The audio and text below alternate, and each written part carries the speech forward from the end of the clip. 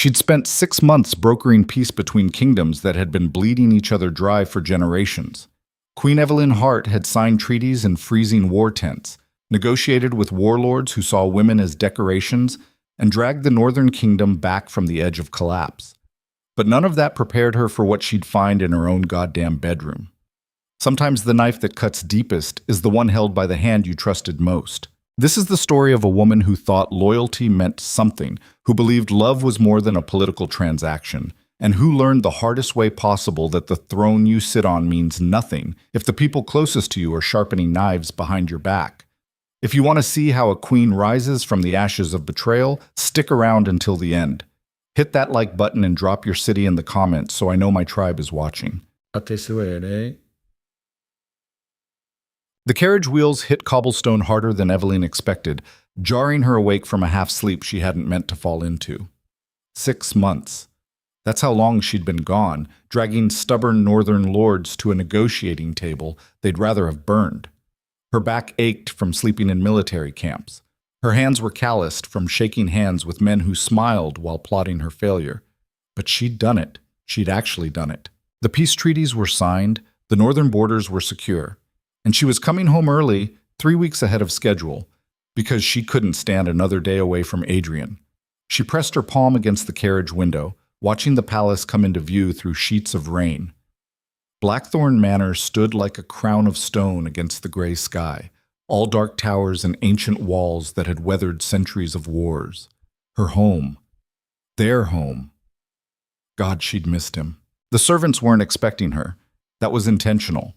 Evelyn had sent word to the palace that she'd be delayed another month, a calculated lie to make sure Adrian wouldn't prepare some exhausting formal welcome.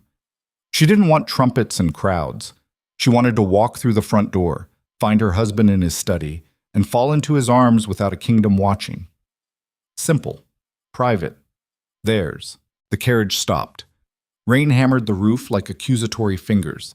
Evelyn gathered her cloak, stepped down into the mud, and walked toward the servants' entrance. Her guard, Marcus, moved to follow, but she waved him off. Not tonight. Tonight she was just a wife coming home. The door opened with a soft creak. Inside, the manor was quiet. Too quiet. The grand hallway stretched out before her, lit by scattered candles that threw dancing shadows across portraits of Blackthorn ancestors. Men and women who'd ruled with iron and blood, their painted eyes following her as she moved deeper into the house. She could hear voices ahead, low, muffled, coming from the grand hall. Evelyn smiled. Adrian must be hosting some late-night council meeting, probably trying to handle kingdom business without her, bless his ambitious heart. She'd surprise him, make some joke about him needing her diplomatic touch, and then drag him upstairs before he could argue. The grand hall doors were cracked open, golden light spilling through. She could see shadows moving inside. 2 figures, close together, swaying slightly like dancers without music. Her hand touched the door, and then the world stopped. Adrian stood in the center of the hall, bathed in candlelight, his hands buried in someone's dark hair. He was kissing her, deep, desperate, the kind of kiss that had nothing to do with politics and everything to do with hunger. The woman's back was to Evelyn, but she didn't need to see her face. She knew that dress. She knew that posture. Lady Celine Royce. Her closest friend. Her confidant. The woman who'd written her letters every week while she was gone. Letters full of encouragement and support and lies. Evelyn's breath caught in her throat, a sound too small to be a gasp, but too sharp to be nothing. Neither of them heard her. Adrian's hands moved down Celine's waist, pulling her closer, and she laughed against his mouth, a low, satisfied sound that cut through Evelyn like broken glass. Move. She needed to move, to speak, to do something other than stand there like a statue, but her body wouldn't obey. Adrian pulled back just enough to murmur something against Celine's lips. Evelyn couldn't hear the words, but she saw Celine smile, saw the way her fingers traced his jaw with the casual intimacy of someone who'd done it 1,000 times before. How long? The thought hit her like a fist. How long had this been happening? Adrian kissed Celine again, slower this time, savoring it, and Evelyn finally understood why the servants had looked at her strangely when she arrived, why the halls were so empty, why no one had greeted her at the door. They already knew. Everyone already knew. She took a step back, her heel clicking against marble, and this time the sound was loud enough.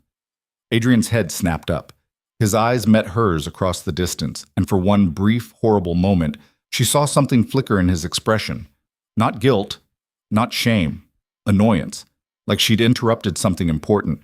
Celine turned, her face a perfect mask of shock that didn't quite reach her eyes.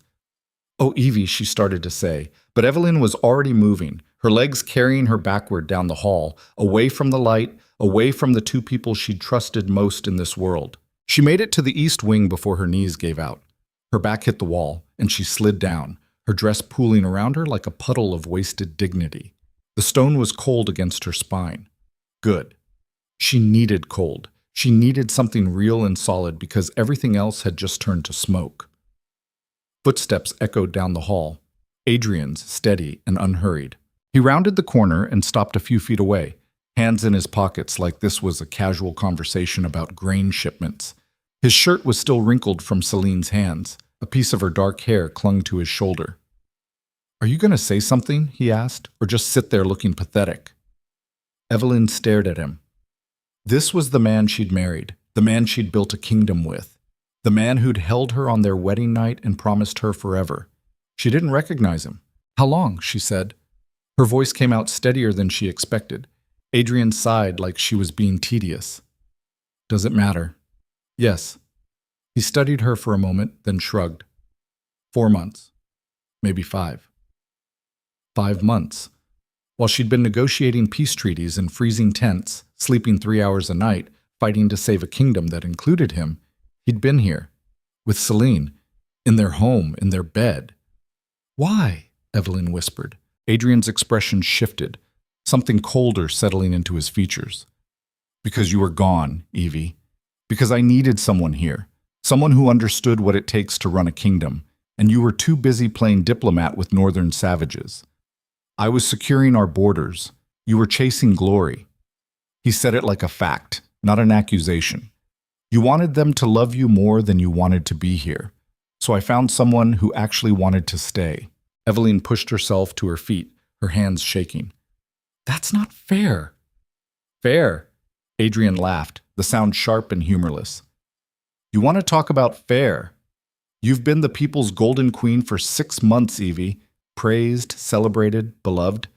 Meanwhile, I've been here holding this kingdom together, doing the actual work, and getting none of the credit. So forgive me if I found comfort somewhere else. With my best friend. She was here." His voice dropped, something dangerous creeping into it. "She understood what you clearly don't. That being queen isn't about treaties and speeches. It's about being present. It's about supporting your king. Your king." The words tasted like poison. "Is that what this is about? Your ego?" Adrian's jaw tightened. "This is about you forgetting your place." The slap came before Evelyn even realized she'd moved. Her palm connected with his cheek, the crack echoing through the empty hallway like a gunshot. Adrian's head snapped to the side, and for a moment neither of them moved. Then he turned back to her slowly, one hand rising to touch the red mark blooming on his face. His eyes were flat, dead. "You're going to regret that," he said quietly. Eveline's heart hammered against her ribs, but she didn't step back. "Good. Let me regret something. At least it'll be my choice." Adrian stared at her for a long moment, then turned and walked away, his footsteps fading into the dark.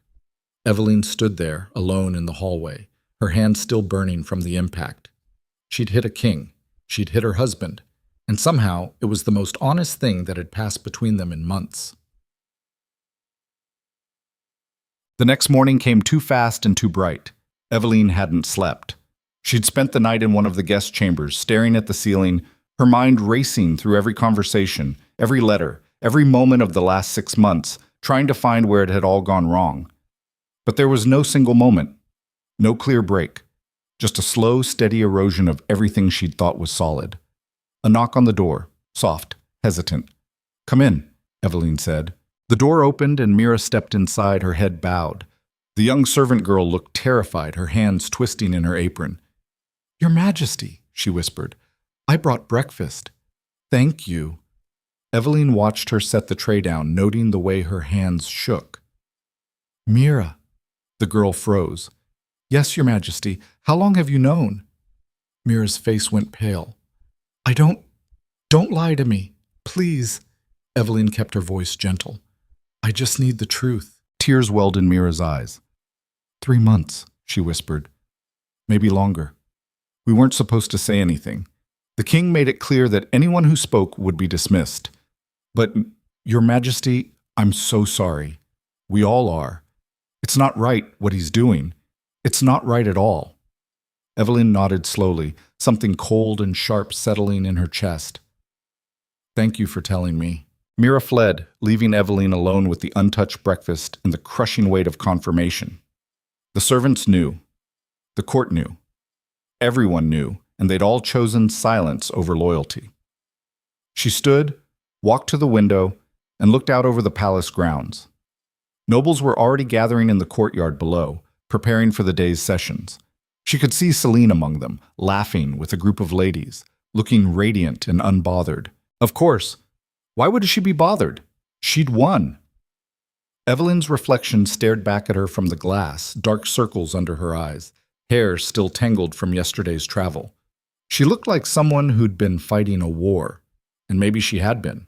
She just hadn't realized the enemy was inside her own walls. A sharper knock interrupted her thoughts. The door opened without permission, and Celine swept in, all false concern and perfectly styled hair. Evie, darling, she started, reaching out as if to embrace her. Evelyn stepped back. Don't. Celine's hands dropped. Her expression shifted, the mask of concern slipping just enough to reveal something colder underneath. I came to explain. There's nothing to explain. I saw everything I needed to see. You don't understand what it's been like here. Celine's voice took on a practiced sweetness. Adrian was lonely, Evie. You left him alone for months, and he needed... If you finish that sentence, Evelyn said quietly, I will have you removed from this palace by force. Celine blinked, genuine surprise crossing her face. You can't do that. I'm still queen.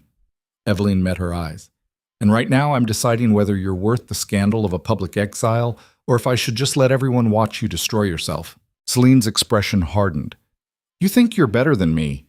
You think because you went north and signed some papers, you're the hero. But you left, Evie. You chose ambition over your marriage, and now you're angry that someone else filled the space you abandoned.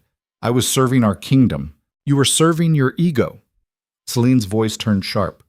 And now you're back, expecting everything to be exactly as you left it, expecting Adrian to just fall at your feet like some grateful puppy. But he's moved on. We both have. And if you had any dignity left, you'd accept that and step aside gracefully. The words hit like physical blows, each one calculated to wound. Evelyn felt something crack inside her, but she kept her face still, refusing to give Celine the satisfaction of seeing her break. Get out, she said. Celine smiled, cruel and victorious, with pleasure. But Evie, one more thing. Adrian's planning to make an announcement at the Winter Crown Ball. You might want to prepare yourself. She left in a swirl of expensive perfume and malice, and Evelyn stood there. Her hands clenched so tight, her nails drew blood from her palms. The Winter Crown Ball. 3 weeks away, the largest social event of the year, where every noble family in the kingdom gathered to renew their oaths of loyalty. And Adrian was planning an announcement. He was going to replace her, publicly, in front of everyone. Evelyn walked back to the window, staring down at the courtyard where nobles still gathered and laughed, playing their games of power and influence.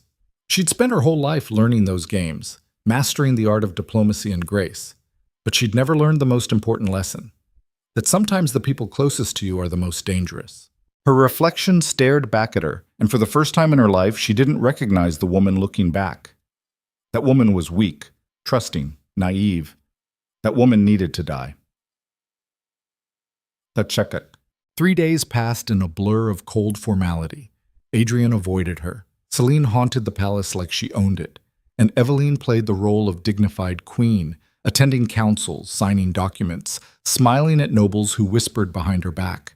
But at night, alone in her chambers, she started digging. The palace archives were extensive, thousands of documents dating back centuries. Evelyn had always been good with numbers, with patterns, with finding connections others missed. It was one of the reasons she'd been so successful in the North. And now she turned that same skill toward her own home. Financial records first. Grain shipments, tax collections, military expenditures. On the surface, everything looked normal. But when she started comparing numbers from different sources, inconsistencies emerged. Small at first. A missing 1,000 gold pieces here, an unexplained shipment there, then larger gaps. Entire shipments unaccounted for. Payments to nobles who didn't exist. Military contracts signed with companies that had no history. Adrian had been stealing from the kingdom. Systematically. For at least 2 years. Eveline's hands shook as she laid out the documents across her desk. This wasn't just an affair. This was treason. Adrian had been embezzling funds, manipulating the treasury, and covering his tracks with forged signatures and false records, and she'd been too blind to see it. A soft knock on her door made her jump. She quickly gathered the documents, hiding them in a drawer before calling out. The door opened. Commander Rowan Vale stepped inside, still wearing his travel cloak, mud-stained and exhausted. He'd been supposed to return from the eastern borders 3 days ago, but something had clearly delayed him. "Your Majesty," he said, bowing. "I apologize for my appearance. I came straight here." Evelyn studied him. Rowan was one of the few people in the palace she still trusted, though she couldn't say why. Maybe because he'd never played court games. Maybe because he'd always treated her like a person instead of a crown. "What happened?" she asked. Rowan's jaw tightened. "I need to speak with you, privately, about the king." Eveline's heart jumped. "Close the door." He did, then turned to face her, his expression grim.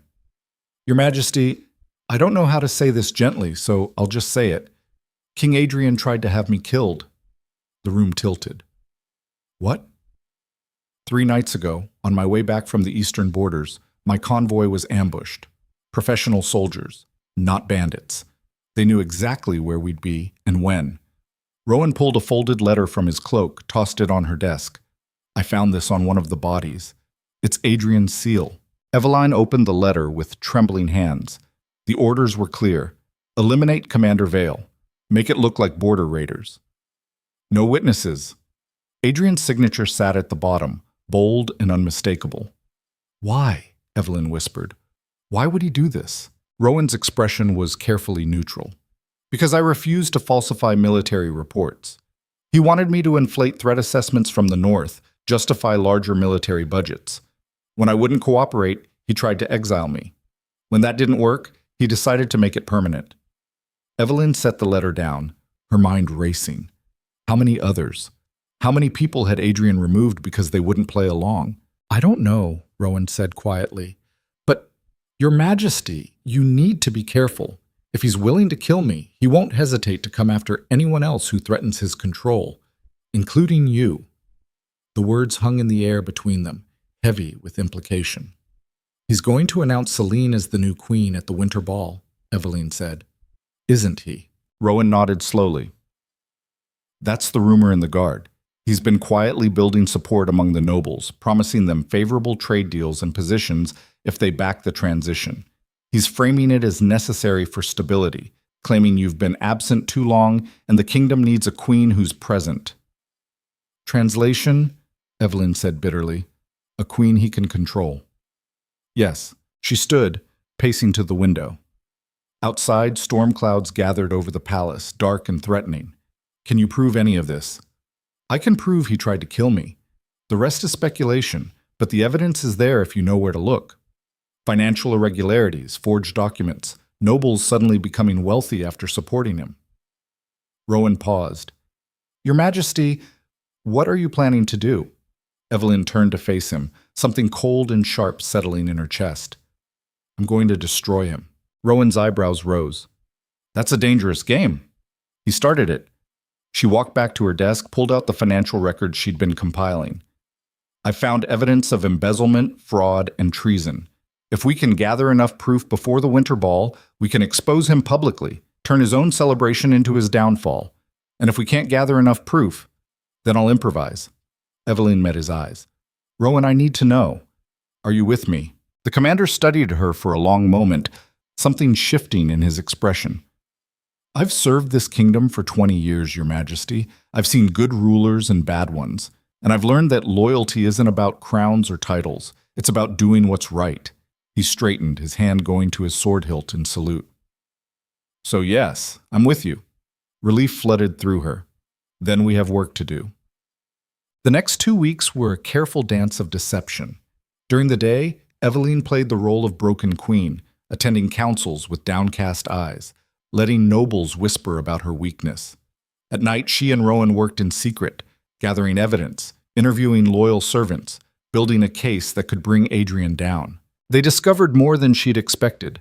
Adrian hadn't just stolen money, he'd been systematically removing anyone who questioned him, replacing loyal advisors with corrupt ones who'd look the other way.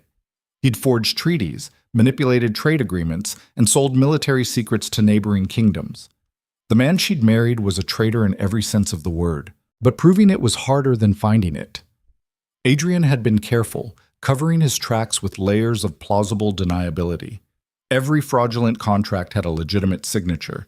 Every missing shipment had a reasonable explanation. On paper, everything looked clean. "We need someone on the inside," Rowan said one night, spreading documents across Eveline's desk. "Someone close to Adrian who can testify to his intentions."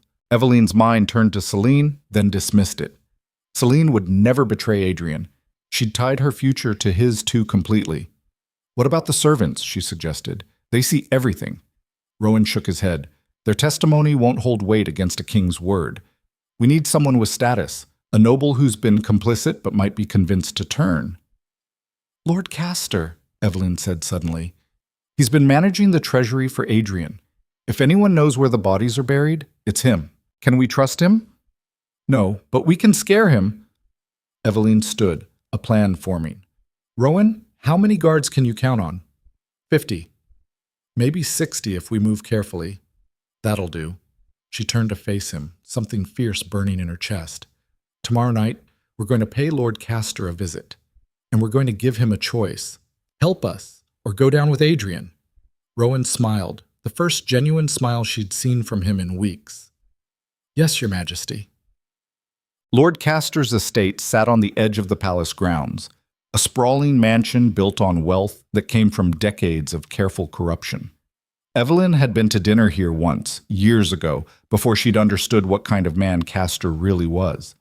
Now she stood in his study, Rowan and 10 guards flanking her, watching the fat little man sweat. "Your Majesty," Castor stammered, "this is highly irregular." "Sit down," Eveline said quietly. He sat. She walked to his desk, picked up a stack of financial ledgers, and dropped them in front of him. "These are treasury records from the last 3 years. I've marked the discrepancies in red. Would you like to explain them?" Castor's face went white. "I don't know what you're talking about." "Then let me clarify." Eveline leaned forward, her hands flat on the desk. "Over the last 3 years, approximately 2 million gold pieces have vanished from the royal treasury. Shipments have been rerouted, contracts forged, and funds embezzled. And every single irregularity traces back to documents you signed." "Those were the king's orders," Castor said quickly. "I was just following." "Following illegal orders makes you complicit." Eveline straightened. "Which means when Adrian falls, you fall with him." "The king isn't going to fall." Castor's voice shook, but there was defiance in it. "He has the support of the nobles, the military, and the church. You're the one who's isolated, Your Majesty. You're the one who's lost." "Have I?" Eveline gestured to Rowan. "Commander, how many nobles do you think will stand with Adrian once they learn he's been stealing from them?" Rowan's smile was sharp. "Not many." Castor licked his lips, his eyes darting between them. "What do you want?" "I want you to testify." Eveline kept her voice level. "At the Winter Crown Ball, when Adrian makes his announcement, you're going to stand up and tell the truth. Every theft, every forged document, every bribe, all of it. He'll kill me. Not if we arrest him first." She pulled a document from her cloak, slid it across the desk. "This is a full pardon, signed by me as queen. Testify, and you walk away from this. Refuse, and I'll make sure you hang alongside him." Castor stared at the document, his hands trembling. He looked old suddenly, all the bluster drained out of him. "How do I know you can protect me?" he whispered. "You don't." Eveline leaned in close. "But you know what Adrian will do if he finds out you talked to me. So you're going to have to choose who scares you more." The silence stretched between them, heavy with threat and promise. Finally, Castor reached for the document. I'll do it. Good. Evelyn straightened, nodded to Rowan. Take him into protective custody. I want guards on him every hour until the ball. As they led Castor away, the man looked back at her, something like pity in his eyes. Your Majesty, even if you win, you're going to lose everything. I already have, Evelyn said quietly. The night before the Winter Crown Ball, Evelyn stood in her chambers staring at the dress laid out on her bed. It was the same gown she'd worn at her coronation, deep crimson silk embroidered with golden thread, a dress that declared power and legitimacy. Tomorrow, she'd wear it one more time. Not as Adrian's queen, as herself. A soft knock. Rowan entered, looking exhausted. Everything's in place, he said. Castor's ready to testify. The guards know their positions. We've got evidence packets prepared for every noble in attendance. And Adrian still doesn't suspect anything. As far as he knows, you're planning to attend the ball and quietly accept your replacement. Perfect. Evelyn turned to face him. Rowan, I need you to promise me something, anything. If this goes wrong, if Adrian tries to silence me before I can speak, I need you to get the evidence out. Make sure the kingdom knows the truth. Rowan's expression hardened. It won't come to that. Promise me. He met her eyes, something fierce and protective in his gaze. I promise.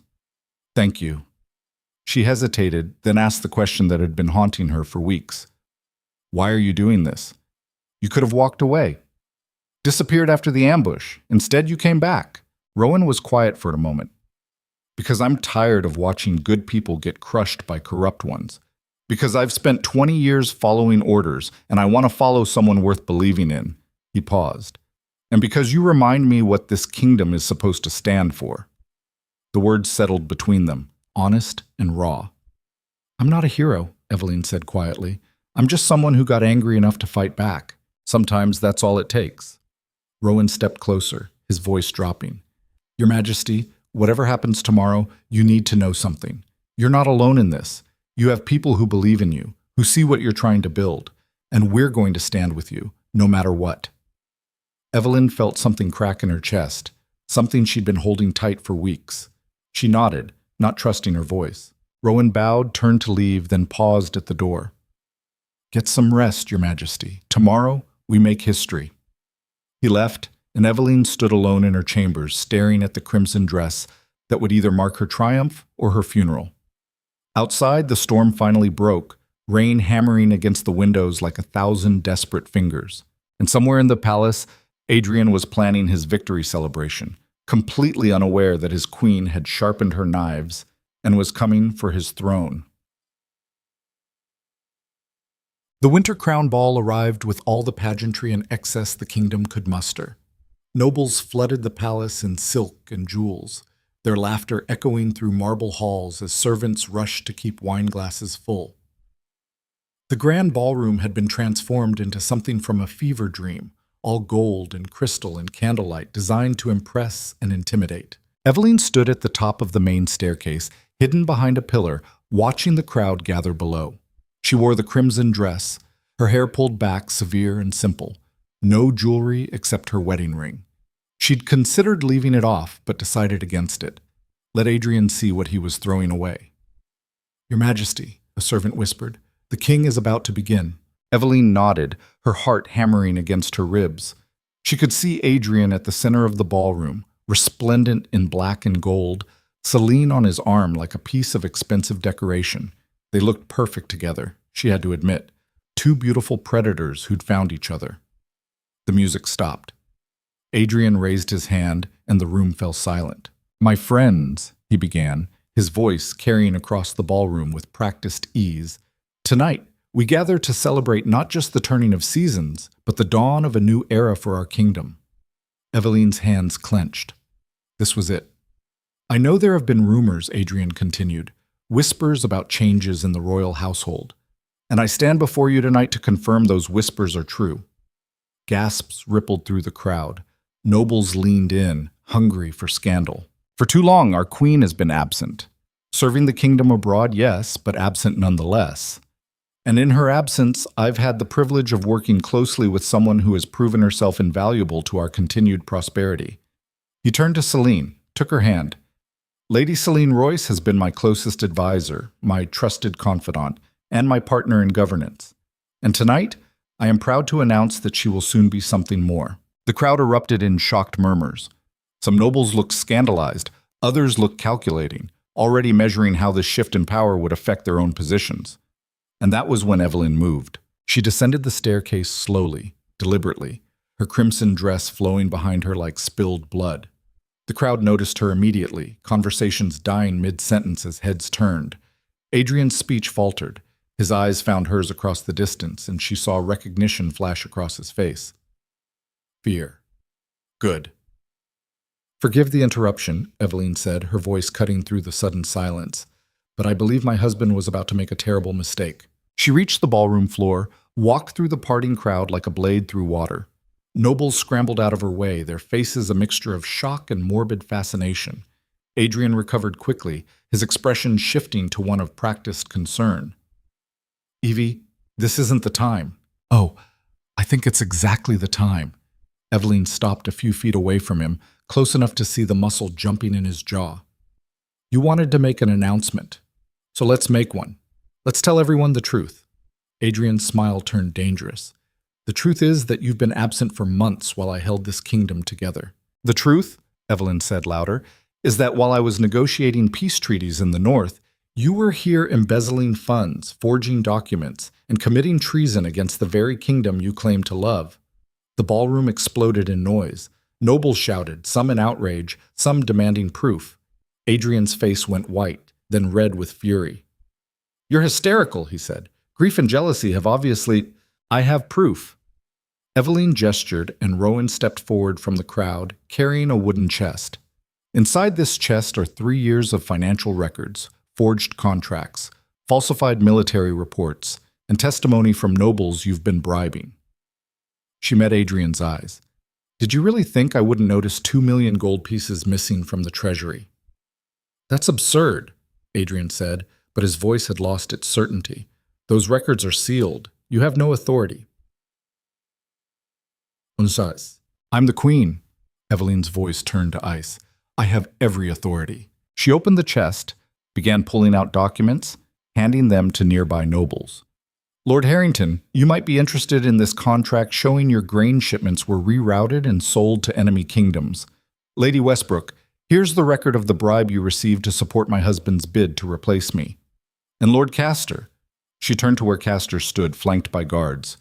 Would you like to tell everyone how long you've been helping the king steal from his own people? Castor stepped forward, his face gray with terror and resignation. 3 years, he said, his voice barely audible. King Adrian ordered me to falsify treasury records, embezzle funds, and forge contracts. He promised me wealth and protection in exchange for my silence. But he lied.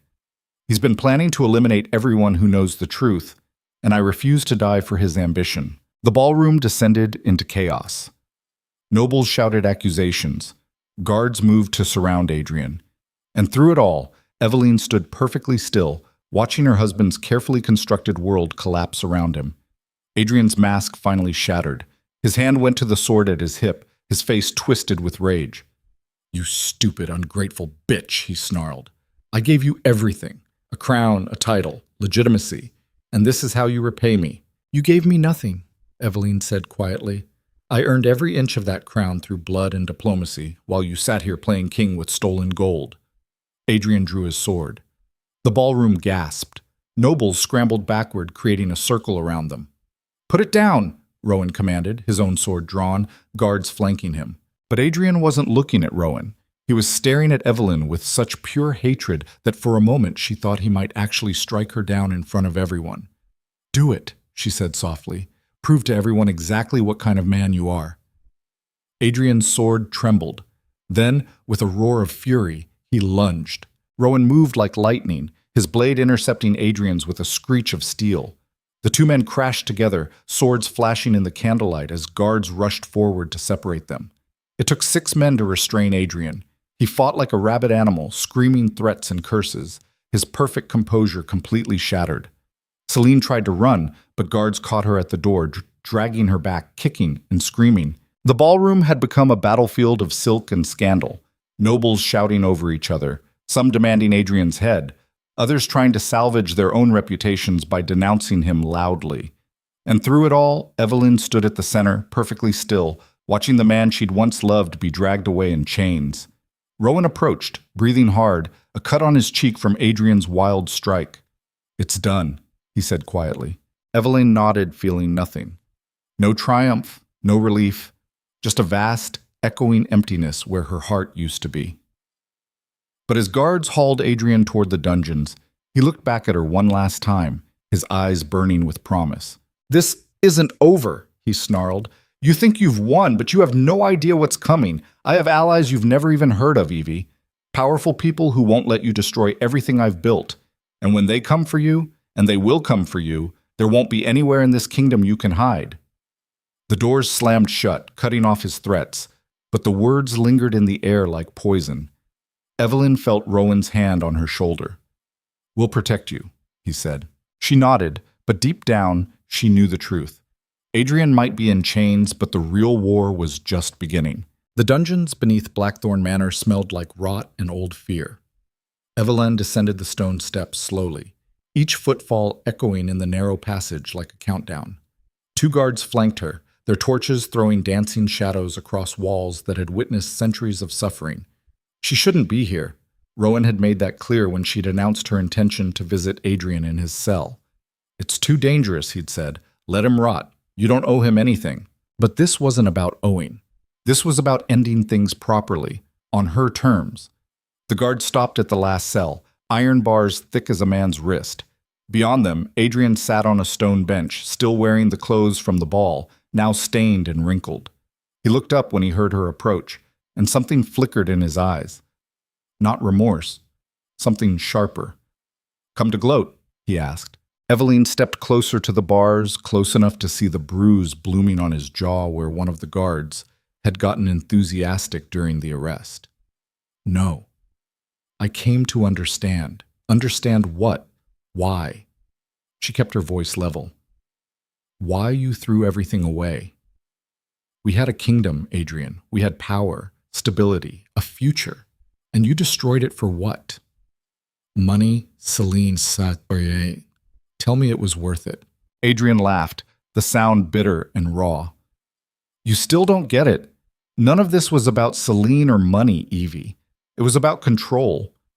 You think I was content playing second fiddle to the golden queen everyone loved, the diplomat, the peacemaker. While I sat here and signed your papers like some glorified clerk, I never made you feel that way. You didn't have to." Adrian stood, walked to the bars. "Every time you succeeded, every treaty you signed, every northern lord who praised your wisdom, it was another reminder that you were better at this than me. And I couldn't stand it. So yes, I found ways to take back control. The money gave me power you didn't know about. Celine gave me someone who looked at me like I was the center of the universe instead of your assistant. And it felt good, Evie. It felt like I was king again instead of your shadow. The words should have hurt. Maybe they would have, a month ago. Now they just felt empty, like Adrian was confessing to crimes she'd already convicted him for in her mind. "You could have talked to me," she said quietly. "And said what? That I was jealous of my own wife, that I resented your competence. That would have gone over well." Adrian's fingers wrapped around the bars. "No, I chose a different path. And maybe I made mistakes, but at least I tried to be something more than your footnote. You tried to have Rowan killed. He was a problem. You embezzled from our people. They wouldn't have missed it. You betrayed me." The words came out sharper than she intended. "With my best friend. In our home. While I was bleeding for this kingdom." Adrian's expression shifted, something almost like pity crossing his face. "You want to know the truth, Evie?" Celine approached me. "She saw how you treated me, how you barely noticed I existed unless you needed a signature or a public appearance. And she offered me something you never did. Attention, desire, a reason to feel like I mattered. So this is my fault." "No." Adrian's voice dropped. "It's both our faults. You were so focused on being the perfect queen that you forgot to be a wife. And I was so focused on my ego that I forgot to be a man worth staying loyal to. We destroyed each other, Evie. Just in different ways." The admission hung between them, ugly and honest. Evelyn felt something crack inside her, Not heartbreak, but the final death of an illusion she'd been clinging to. The man she'd married had never really existed. He'd just been a reflection of what she'd wanted to see. "What happens now?" Adrian asked. "You stand trial, face the nobles you've stolen from, answer for your crimes, and then exile if you're lucky. Execution if they want blood." Evelyn met his eyes. "I won't intervene either way."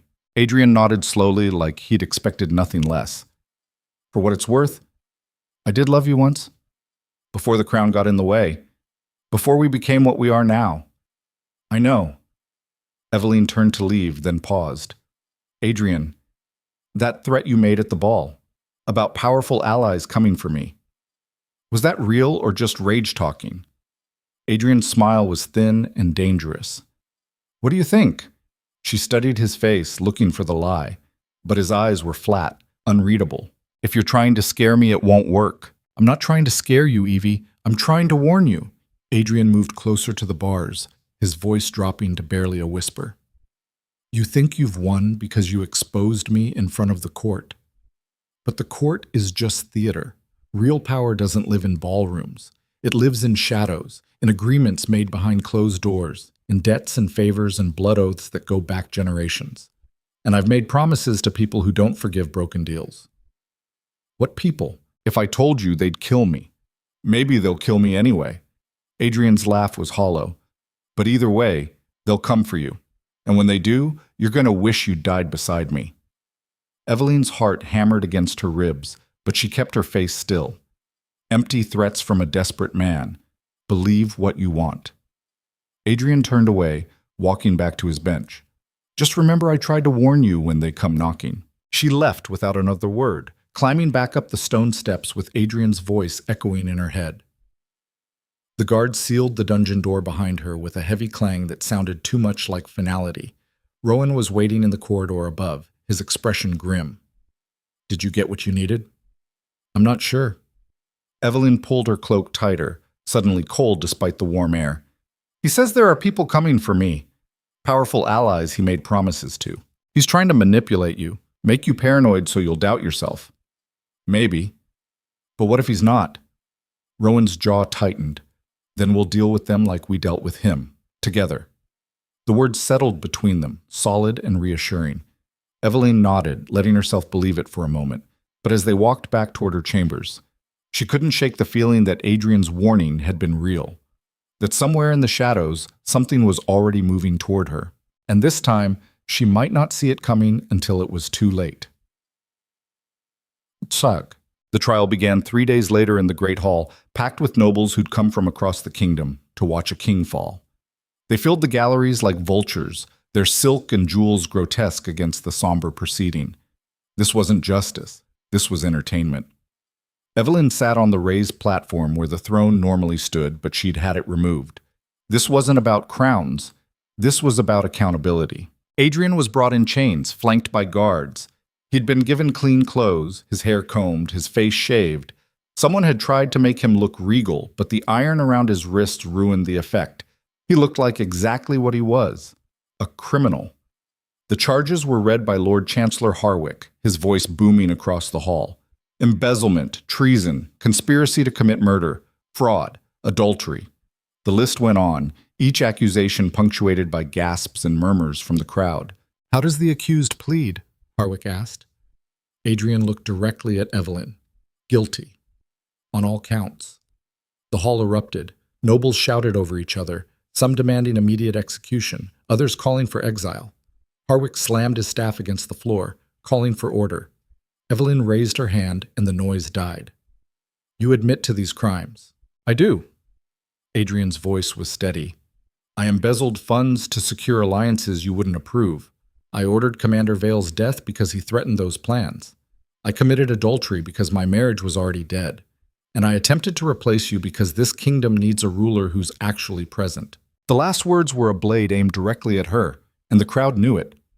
Some nobles nodded, their expressions thoughtful. Adrian was guilty, yes, but he was also giving voice to criticisms they'd been whispering for months. Evelyn felt the power in the room shift slightly. This was dangerous.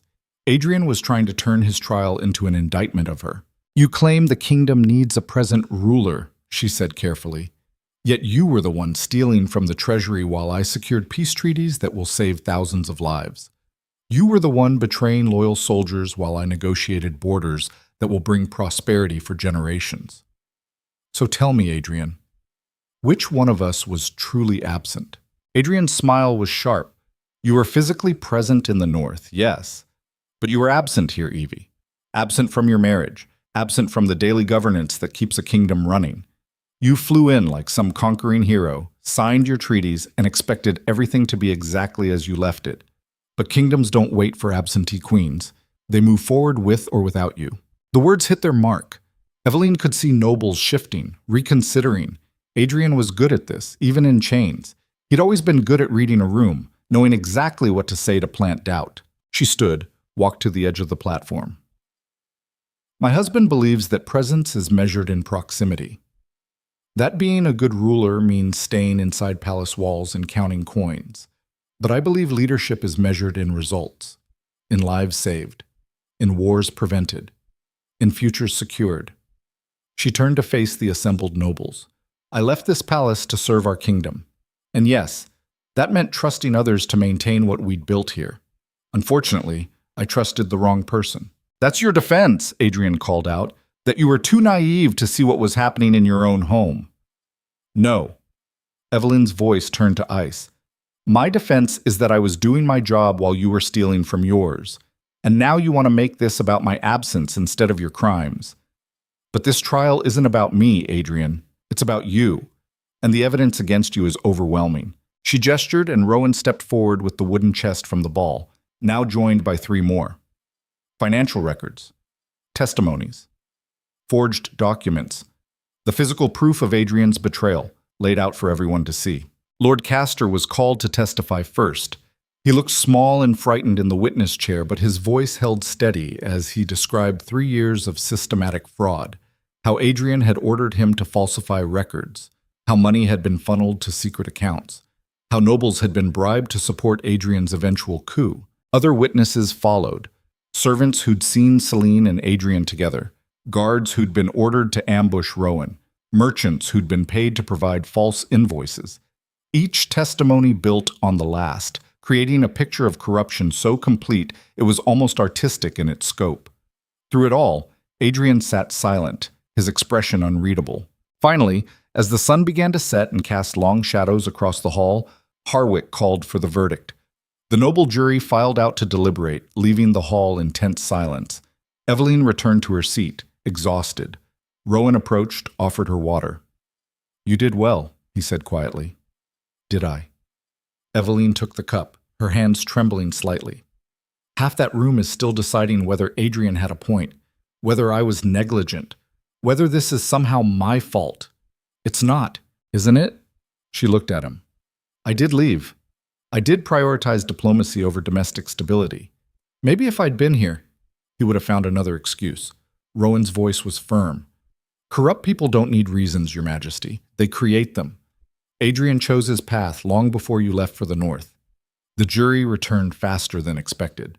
Guilty on all counts. The sentence, to be determined by the crown, ranged from exile to execution. Eveline stood, feeling the weight of every eye in the hall. Adrian looked up at her, something almost like curiosity in his expression, waiting to see what kind of queen she'd become. For the crimes of embezzlement, treason, and conspiracy to commit murder, she began, her voice carrying across the silent hall, I sentence Adrian Blackthorne to exile. He will be stripped of all titles, lands, and property. He will be escorted to the northern border and released with nothing but the clothes on his back. And should he ever return to this kingdom, the sentence will be changed to death. The hall erupted again, some nobles outraged at the leniency, others relieved. Adrian just stared at her, his expression unreadable. Why? He asked, his voice barely audible over the noise. Eveline met his eyes. Because you were right about one thing. This kingdom has seen enough blood, and I won't add to it unless I have no other choice. It was a lie. The truth was simpler and uglier. She couldn't bring herself to kill him. Not because she still loved him, but because some part of her, the part that had married him, trusted him, built a life with him, couldn't bear to watch him die. Maybe that made her weak. Maybe it made her human. Right now, she couldn't tell the difference. Adrian was led away for the last time. At the doorway, he paused, looked back at her one more time.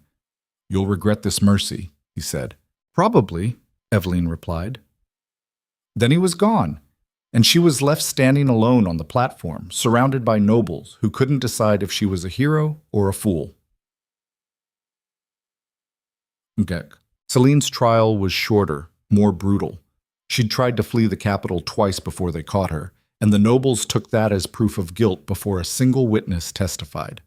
Unlike Adrian, she had no defense, no eloquent speeches about kingdoms and duty.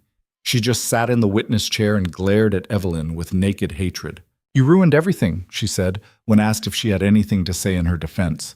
"You had a perfect life, a perfect marriage, and you threw it away to play diplomat. Adrian deserved better than you. We deserved better than you." "And yet you're the one in chains," Evelyn said quietly.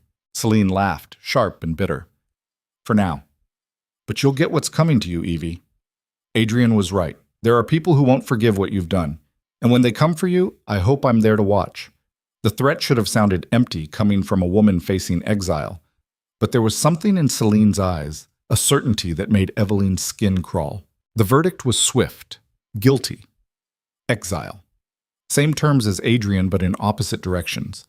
She'd be sent south to the desert kingdoms where water was currency and mercy was a foreign concept. As guards dragged Celine from the hall, she screamed obscenities that echoed off the stone walls.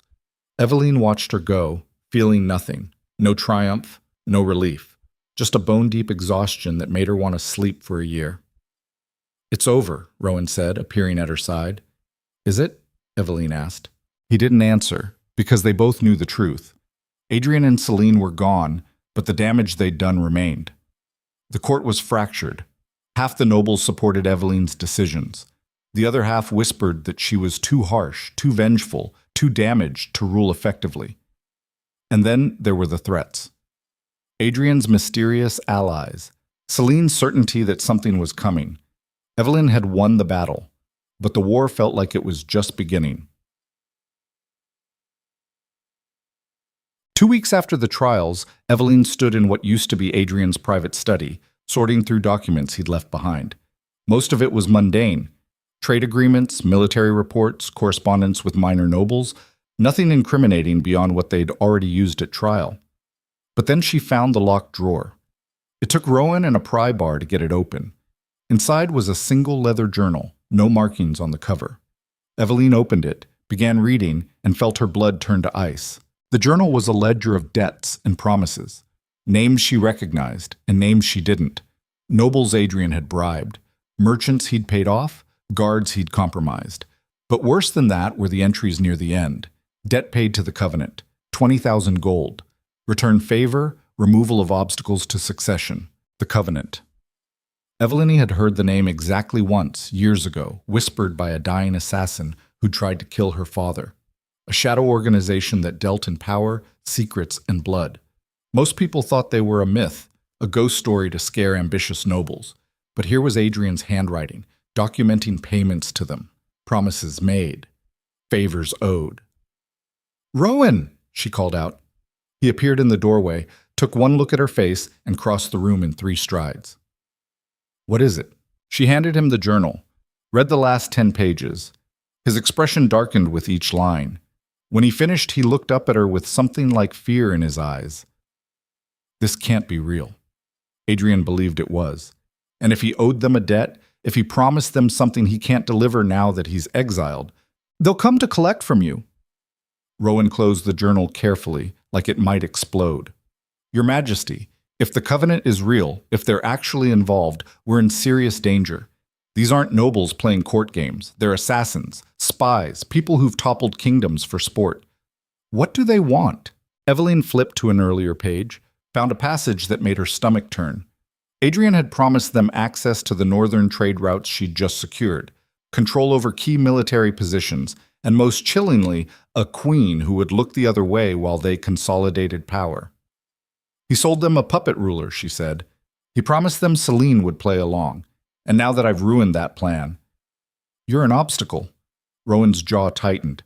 They'll try to remove you. Let them try. This isn't bravado time, Your Majesty. The Covenant doesn't fail. If they want you dead, you're already being watched, already being measured. And when they strike, it'll come from somewhere you'll never see coming. Then we need to see it coming. Evelyn stood, paced to the window. Adrian kept records of his dealings with them. Maybe he kept information about how to contact them, how they operate, who their agents are. Or maybe he was smart enough not to write that down. Rowan joined her at the window. We need to assume the worst, that they're already here, already in position, waiting for the right moment. So what do? We tighten security, vet every servant, every guard, every noble who has access to you. We assume everyone is a potential threat until proven otherwise. That's no way to live. It's the only way to stay alive. Rowan turned to face her. Your Majesty, I know you want to trust people. I know you want to believe in the good of this kingdom, but right now paranoia is the only rational response. Adrian warned you. Celine warned you. And now his own records confirm it. Something is coming, and it's going to be worse than anything we faced in that ballroom. Evelyn pressed her forehead against the cold glass, watching storm clouds gather over the city. Somewhere out there, in the shadows between buildings, in the faces of strangers in the market, the Covenant was moving, setting pieces in place, preparing to strike.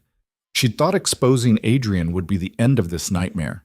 Instead, she'd just pulled back a curtain to reveal something much darker waiting behind it. I need to know who else Adrian contacted, she said. Every name in that journal needs to be investigated, and I need to find someone who knows about the Covenant, someone who's dealt with them before. There's a man, Rowan said slowly, retired intelligence officer named Garrett Stone.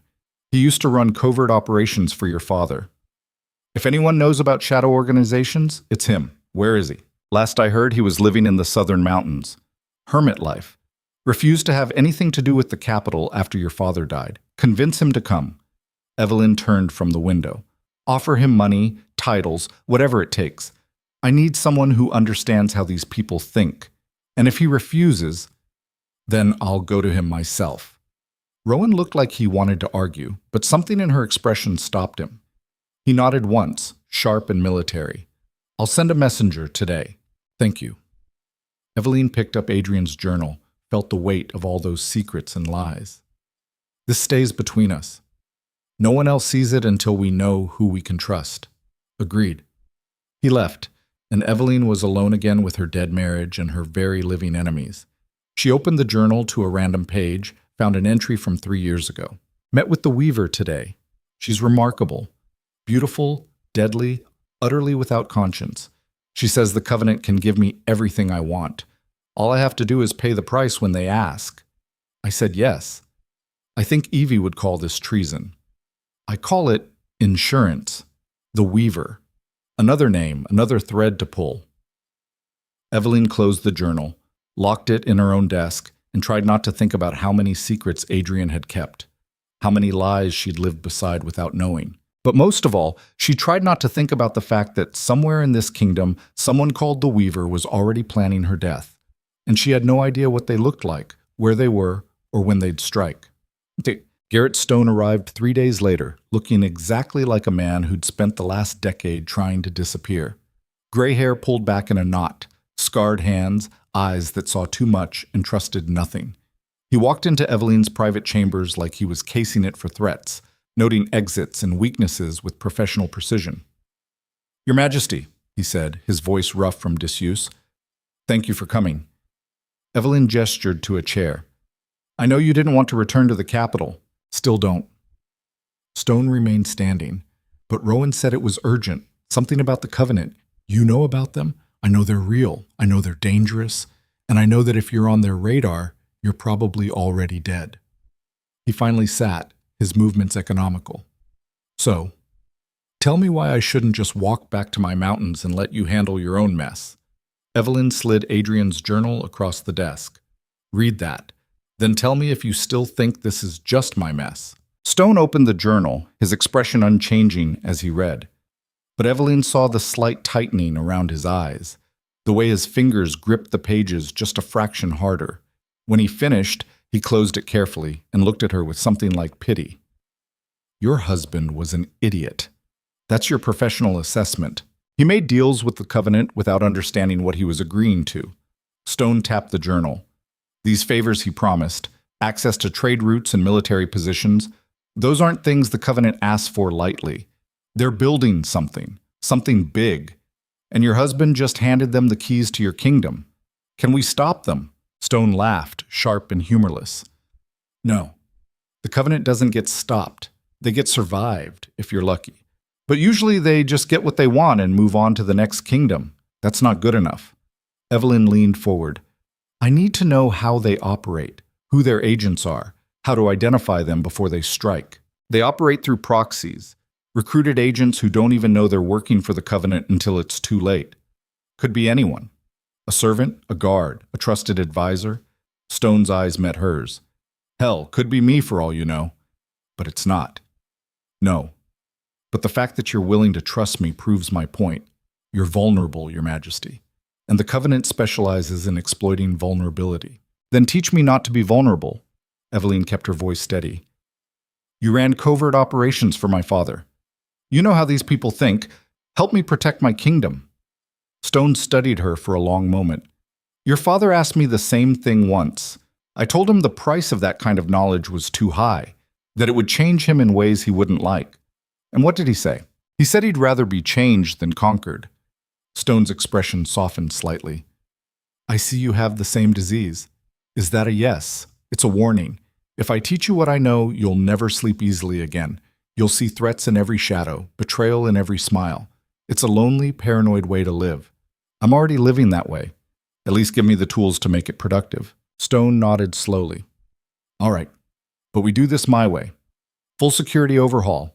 Every person in this palace gets vetted. Your food gets tasted. Your chambers get swept for poison and weapons daily.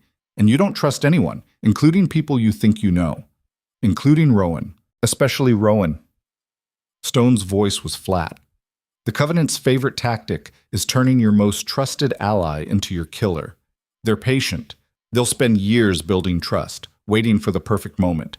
So yes, even Commander Vale gets scrutinized. The thought made Evelyn's chest tight. Rowan had been the one constant through all of this. The person who'd stood with her when everyone else was choosing sides. But that was exactly the kind of thinking that got people killed. All right, she said, we do it your way. Complete overhaul. No exceptions. Good. Stone stood. I'll need full access to palace records, guard rotations, servant assignments, and I'll need a team I can trust. People from outside the capital who have no connection to Adrian's regime. Rowan can help with that. Rowan is subject to investigation like everyone else. Stone's expression was granite. Until I clear him, he doesn't get to know our full security measures. Clear. Evelyn wanted to argue, but Stone was right.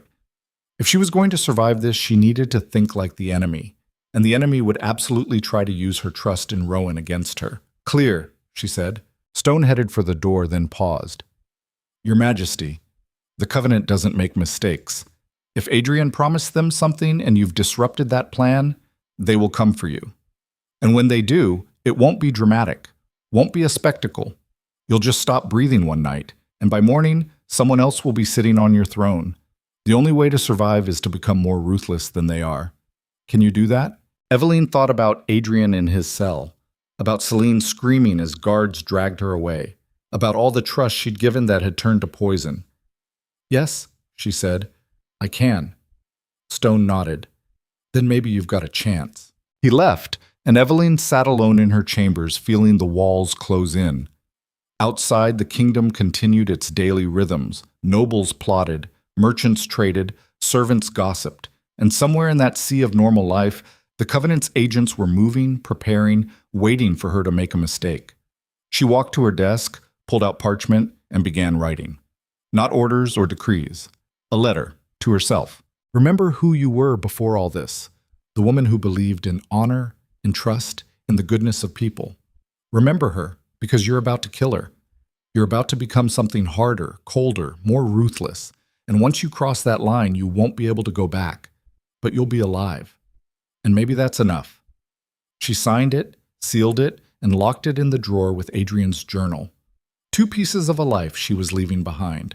Then she stood, straightened her shoulders, and walked to the window. The kingdom spread out before her, beautiful and deadly, full of people who wanted her crown, her life, her power. Let them come, she thought. Let them all come. Because she was done being the naive queen who trusted the wrong people. Done being the woman who got betrayed in her own home. From now on, she was something else. Something shaped by fire and lies, and the cold understanding that mercy was just another word for weakness. And if the Covenant wanted her throne, they'd have to pry it from her cold, dead hands. But they'd better bring an army, because she wasn't planning to go quietly. The security overhaul took 2 weeks. Garrett Stone moved through the palace like a ghost, questioning servants who'd worked there for decades, reviewing guard rotations that hadn't changed in years, dismantling the comfortable routines that made a palace feel like home and replacing them with something cold and militaristic. Evelyn watched it happen from her chambers, signing off on terminations and reassignments, each one a small death of the life she'd known. The cook who'd made her favorite breakfast for 10 years was gone, replaced by someone Stone had vetted personally. The head gardener who'd taught her about roses was dismissed after Stone found a gap in his employment history. Even her lady's maid, Sweet Mira, who'd wept when she learned about Adrian's affair, was reassigned to the kitchens after failing Stone's background investigation. The palace became a different place, colder, emptier. Every smile felt like a potential threat.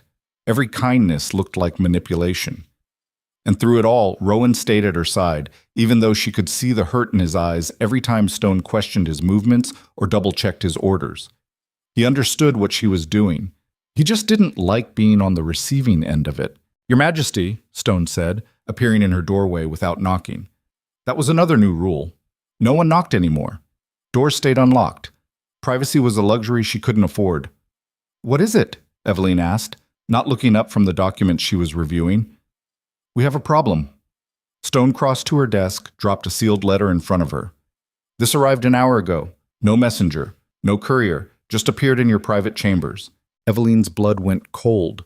Her private chambers were supposed to be the most secure location in the palace.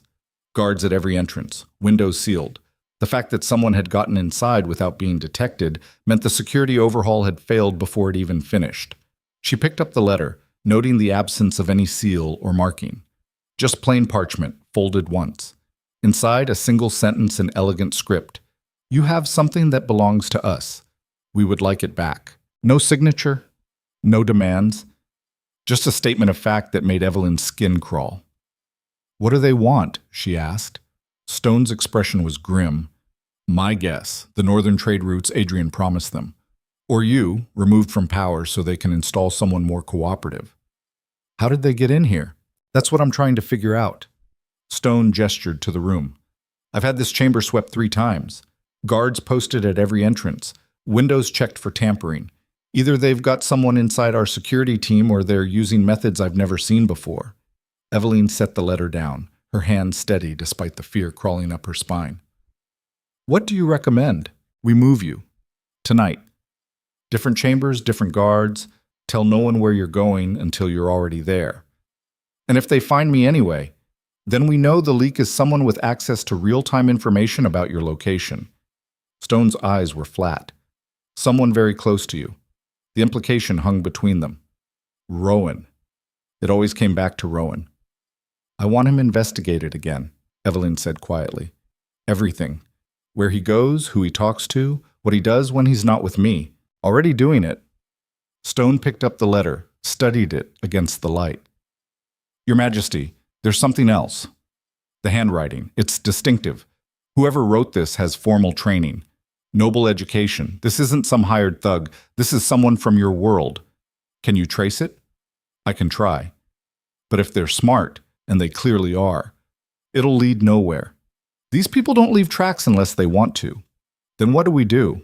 We wait." Stone met her eyes. "They've made contact. That means they want something from you. Eventually, they'll make a real demand. And when they do, we'll be ready." Evelyn nodded, trying to ignore the sick feeling in her stomach. The Covenant had been inside her private chambers, had walked past her guards, her locked doors, her supposedly impenetrable security. And she hadn't known until they wanted her to know. The message was clear. They could reach her anytime, anywhere, and there was nothing she could do to stop them. That night, Stone moved her to the old East Wing, a section of the palace that hadn't been used in decades. The rooms were dusty and cold, furniture covered in sheets, but the location was defensible. Only one entrance, windows too high to reach from outside. And most importantly, only 3 people knew she was there: Stone, Rowan, and herself. If the Covenant found her here, she'd know exactly who the traitor was. She tried to sleep but couldn't. Every shadow looked like a threat. Every creak of old wood sounded like footsteps. She lay in the unfamiliar bed, Adrian's journal on the nightstand beside her, and thought about how quickly everything had fallen apart. A month ago, she'd been the Golden Queen, beloved, successful, married to a man she thought she knew. Now she was hiding in abandoned wings of her own palace, trusting no one, waiting for assassins who could walk through walls. The worst part wasn't the fear, it was the loneliness. She'd spent her whole life building connections, fostering relationships, believing that people were fundamentally good if you just gave them the chance to be. And now she couldn't trust any of them. A soft knock on the door made her jump. She reached for the knife Stone had given her, the blade cold against her palm. "It's me," Rowan's voice, muffled through thick wood. Eveline hesitated, then crossed to the door. Rowan stood in the hallway, still in his uniform, exhaustion written across his face. "You shouldn't be here," she said. "I know, but I needed to see you, to make sure you were all right. I'm fine. You're not." Rowan stepped closer, and Eveline fought the urge to step back. "Your Majesty, I know Stone has you questioning everyone. I know you can't trust me the way you did before, but I need you to hear this. I am not working for the Covenant. I have never betrayed you, and I will die before I let anything happen to you." The words should have been comforting. Instead, they just made Eveline more suspicious, because that's exactly what someone working for the Covenant would say. "I want to believe you," she said quietly. "Then believe me." "I can't." She met his eyes. "I can't afford to believe anyone anymore, Rowan. Not even you. Especially not you." She saw the hurt flash across his face, quickly masked. He nodded once, stepped back. "Understood. I'll maintain my distance.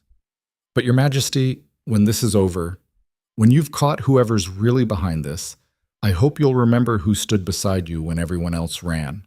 He left before she could respond, and Eveline closed the door, locked it, and slid down to sit with her back against the wood. This was what the Covenant did. They didn't just kill you, they isolated you first, made you paranoid, turned your allies into suspects. And by the time they actually struck, you were so alone and terrified that death almost came as a relief. But Eveline refused to give them that satisfaction. She stood, walked to the window, and looked out over the dark kingdom. Somewhere out there, the Covenant was moving, planning, waiting. Let them wait, she thought, because she was done being reactive, done letting them dictate the terms. It was time to go hunting. Talks. The next morning, Eveline called a private council meeting. Just her, Stone, and Rowan. She decided that if Rowan was the traitor, she needed to keep him close enough to watch. And if he wasn't, she owed him better than this cold suspicion. "We're changing strategy," she announced. "No more waiting for the Covenant to make demands. We're going on offense." Stone raised an eyebrow. "With respect, Your Majesty, we don't even know who they are. Then we find out." Eveline spread Adrian's journal across the table. He kept records of his dealings with them. Names, payments, favors. One of these people has to know how to contact them directly. "Most of these names are dead or exiled," Rowan said, scanning the pages. Adrian made sure to eliminate anyone who could expose him. "Most, but not all." Eveline pointed to an entry from 6 months ago. "Lord Vance Ashford. He received 50,000 gold from Adrian the same month I left for the north. The payment is labeled as trade consultation, but there's a note here. Ash knows the Weaver, can arrange meeting if necessary." "The Weaver," Stone muttered. "That name keeps coming up." "Who is she?" Eveline asked. "Death in human form."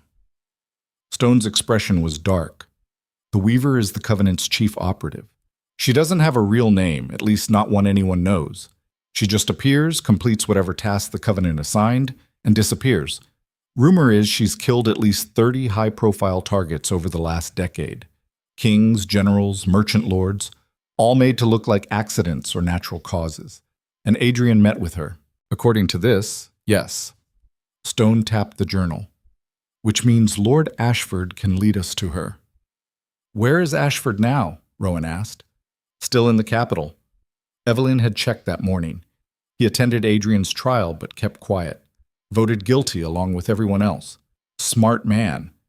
Stone leaned back. He knew which way the wind was blowing and adjusted accordingly. Or he's been working for the Covenant all along. Evelyn closed the journal. Either way, he's our best lead. We bring him in, question him, and find out what he knows. And if he refuses to talk, then we make him talk. Evelyn's voice was flat. I'm done playing nice with people who've conspired against this kingdom. Rowan and Stone exchanged glances. This was new territory.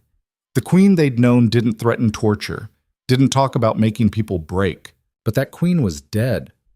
This one had learned that mercy was just another word for weakness. I'll bring him in tonight, Rowan said, quietly. No one needs to know he's been arrested. Good. Evelyn stood. And Rowan, if he tries to run, don't kill him. I want him alive and capable of speech. Understood. Lord Vance Ashford arrived in chains just after midnight, dragged into the same dungeons where Adrian had waited for trial. He was older than Evelyn remembered, his hair gone gray, his face lined with the kind of stress that came from carrying too many secrets. Stone had him chained to a chair in the interrogation room, a windowless cell that smelled like old fear and newer desperation. Evelyn entered alone, letting the door slam behind her. Your Majesty, Ashford started, his voice shaking. There's been some mistake. No mistake. Evelyn set Adrian's journal on the table between them. You took 50,000 gold from my husband 6 months ago. I want to know what you did to earn it. That was a legitimate business transaction. Trade consultation for introducing him to the Weaver. Evelyn opened the journal, turned it so he could see his own name in Adrian's handwriting. You arranged a meeting between a traitor and the Covenant's chief assassin. So you're going to tell me everything you know about both of them, or I'm going to let Commander Stone show you what happens to people who lie to their queen. Ashford's face went white. Your Majesty, you don't understand. The Covenant doesn't forgive betrayal. If I tell you anything, they'll kill me. If you don't tell me anything, I'll kill you. The words came out colder than Evelyn intended, but she didn't soften them. Your choice. Quick death now, or slow death later. Ashford's hands trembled against his chains. This isn't you. You're not this person. You're right. I wasn't. Evelyn leaned forward. But your king and his conspirators made me into something else. Something harder. So talk, Ashford, before I decide you're more useful as an example than an informant. The silence stretched between them, heavy with threat. Finally, Ashford broke. The Weaver's name is Alara Thorne. At least, that's what she calls herself. I don't know if it's real. No one does. What else? She's been operating in this kingdom for at least 5 years. Maybe longer. The Covenant sent her to destabilize the monarchy, create opportunities for them to expand their influence. Adrian wasn't the first noble she recruited, just the most ambitious. Who else? I don't know all the names. The Covenant compartmentalizes. Everyone only knows their piece of the puzzle. Ashford's voice dropped. But I know she's still here, in the capital, waiting for her next move. What does she look like? That's the thing. Ashford met her eyes. She's a shapeshifter, not literally, but close enough. Different wigs, different clothes, different accents. I've met her 3 times, and each time she looked like a completely different person. The only constant is her eyes, pale gray, like winter sky. Evelyn's heart hammered. How do we find her? You don't. She finds you when she's ready. Ashford's chains rattled as he shifted. Your Majesty, if the Covenant sent that letter to your chambers, they're already moving. The Weaver is probably already in position, and once she decides to act, there's no stopping her. Everyone can be stopped. Not her. Ashford's laugh was bitter. She killed King Aldrich of the Southern Isles by replacing his physician. Spent 2 years building trust, treating his ailments, becoming irreplaceable. Then one day she gave him medicine that stopped his heart, made it look like natural causes. By the time anyone suspected murder, she was 3 kingdoms away. The words sent ice through Evelyn's veins. 2 years of patience. That was the kind of enemy she was facing. Someone who could wait, build trust, become part of the scenery before striking. Someone who could be anyone. Is there anything else? Evelyn asked. Anything that might help us identify her. Ashford hesitated. There's one thing. She always wears a ring. Simple silver band with no markings. She never takes it off. Said it was a gift from the Covenant when she earned her position. A ring. Not much, but more than they'd had before. Thank you, Lord Ashford. Evelyn stood. You'll remain in custody until this is over. If you've told the truth, you'll be exiled. If you've lied, you'll hang. And if the Covenant gets to me first, then you'll die knowing you tried to do the right thing. Evelyn headed for the door, then paused. One more question. How did Adrian contact the Weaver initially? He didn't. Ashford's voice was barely a whisper. She contacted him, appeared at a state dinner 2 years ago as a visiting dignitary's assistant, started a conversation about trade routes. By the end of the night, she had him convinced the Covenant could give him everything he wanted. It was like watching a spider wrap up a fly. Who was the dignitary? Lord Chancellor Harwick. The name hit Evelyn like a fist. Harwick. The man who'd presided over Adrian's trial. The man who'd served her father for 20 years. The man she'd trusted without question. That's impossible, she said. Is it? Ashford met her eyes. The Weaver spent months building a cover identity, played the loyal assistant perfectly. And when she was done with Adrian, she moved on to her next target. Whoever that is, they have no idea they're already compromised. Evelyn left the cell, her mind racing. If Harwick had brought the Weaver into the palace 2 years ago, did that mean he was working for the Covenant? Or had he been an unwitting pawn, his assistant a wolf in sheep's clothing? Stone was waiting in the corridor. Well, Harwick, Evelyn said, we need to find out everything about his visiting dignitary from 2 years ago. Who she was, where she came from, where she went after. On it. Stone turned to leave, then stopped. Your Majesty, if Harwick is compromised, then we assume everyone around me is compromised. Evelyn's voice was steady, despite the terror crawling through her chest. Until we find the Weaver, we trust no one. Fakat. The investigation into Harwick's assistant took 3 days. Stone worked around the clock, pulling records, interviewing servants, tracking down anyone who remembered the state dinner from 2 years ago.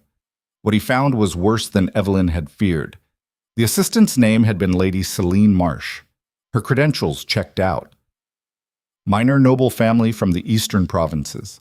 Educated, charming, exactly the kind of person who'd work for a Lord Chancellor. But when Stone sent investigators to the eastern provinces, they found no record of her. No birth certificate, no family estate, no living relatives who remembered anyone named Celine Marsh. She was a ghost. A perfectly constructed identity that had existed just long enough to get the Weaver inside the palace. And Harwick, when questioned, insisted he'd never suspected anything wrong. She'd been recommended by another noble, someone whose name he couldn't quite remember. The whole thing had been arranged through letters that had since been destroyed. Convenient, Stone muttered, reviewing the transcripts of Harwick's interview. Too convenient, Evelyn agreed. Either he's the worst judge of character in history, or he's lying. Could be both. Stone set the papers down. But here's the thing.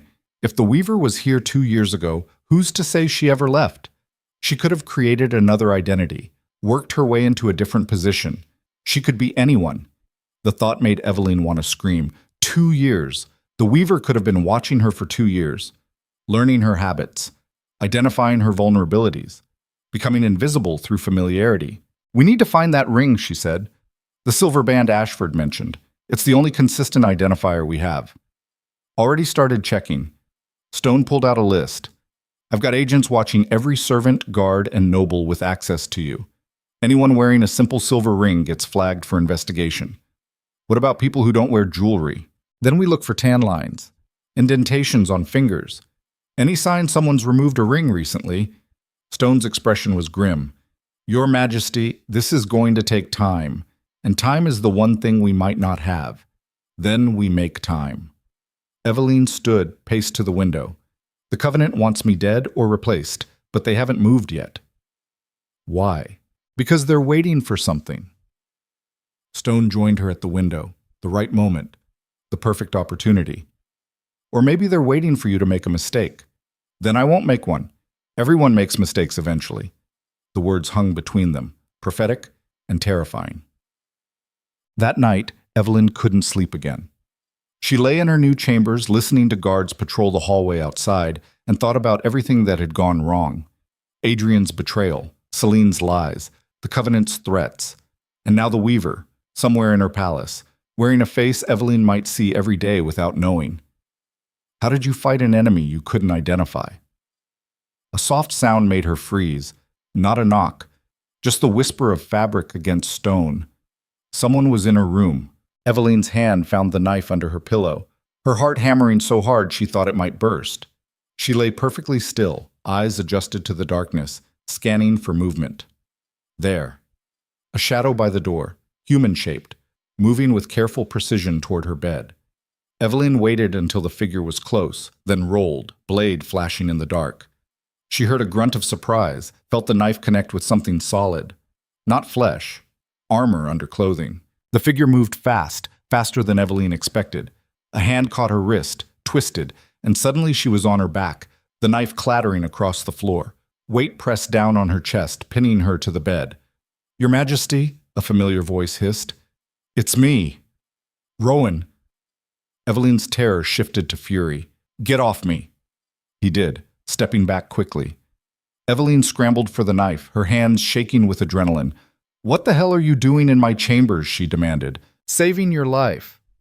Rowan held up something small and dark. "I found this under your bed. Poison vial. Someone was planning to release it while you slept. You'd have been dead by morning." Evelyn stared at the vial, her blood running cold. "How did you know it was there?" "Because I've been sleeping in the hallway outside your door for the last 3 nights. Rowan's voice was rough. "Stone told me to keep my distance, so I did. But I wasn't about to leave you unprotected. And tonight, I saw someone slip into your chambers. I gave them time to plant whatever they were planting, then followed them in." "Who was it?" "I don't know. They were already gone by the time I got inside." Rowan set the vial on the nightstand. "But they left this, which means the Weaver is making her move. Or you're the Weaver, and this is all theater." Evelyn kept the knife between them.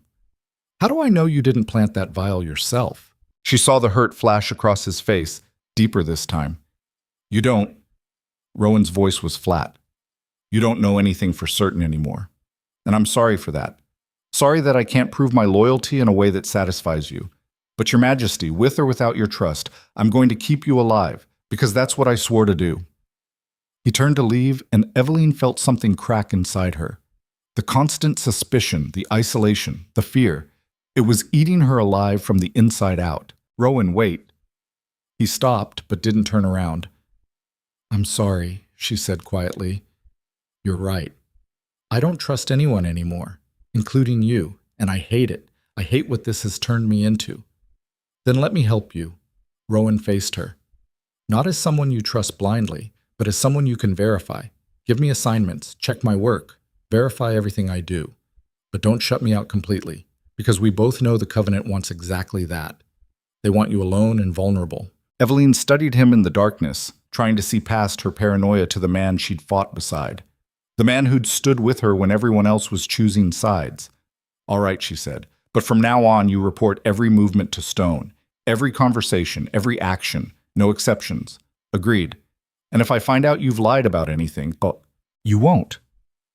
Rowan's eyes met hers. "Your Majesty, I know you can't believe this right now, but eventually, when this is over, you're going to look back and realize I was telling the truth. And I hope when that day comes, you'll forgive yourself for doubting me." He left before she could respond, and Evelyn was alone again with the poison vial and her spiraling thoughts. Someone had been in her chambers, had moved past her guards, her locked doors, her security measures, had planted poison designed to kill her in her sleep. The Weaver was here, inside her walls, wearing a face Evelyn knew but couldn't identify. And the worst part was, she had no idea who to protect herself from, because the truth was becoming clear. The Covenant didn't need to kill her themselves. They just needed to make her so paranoid, so isolated, so broken by fear and suspicion that she destroyed herself. And she was halfway there already. Gulpachag. Morning came with news that made everything worse. Lord Vance Ashford was dead.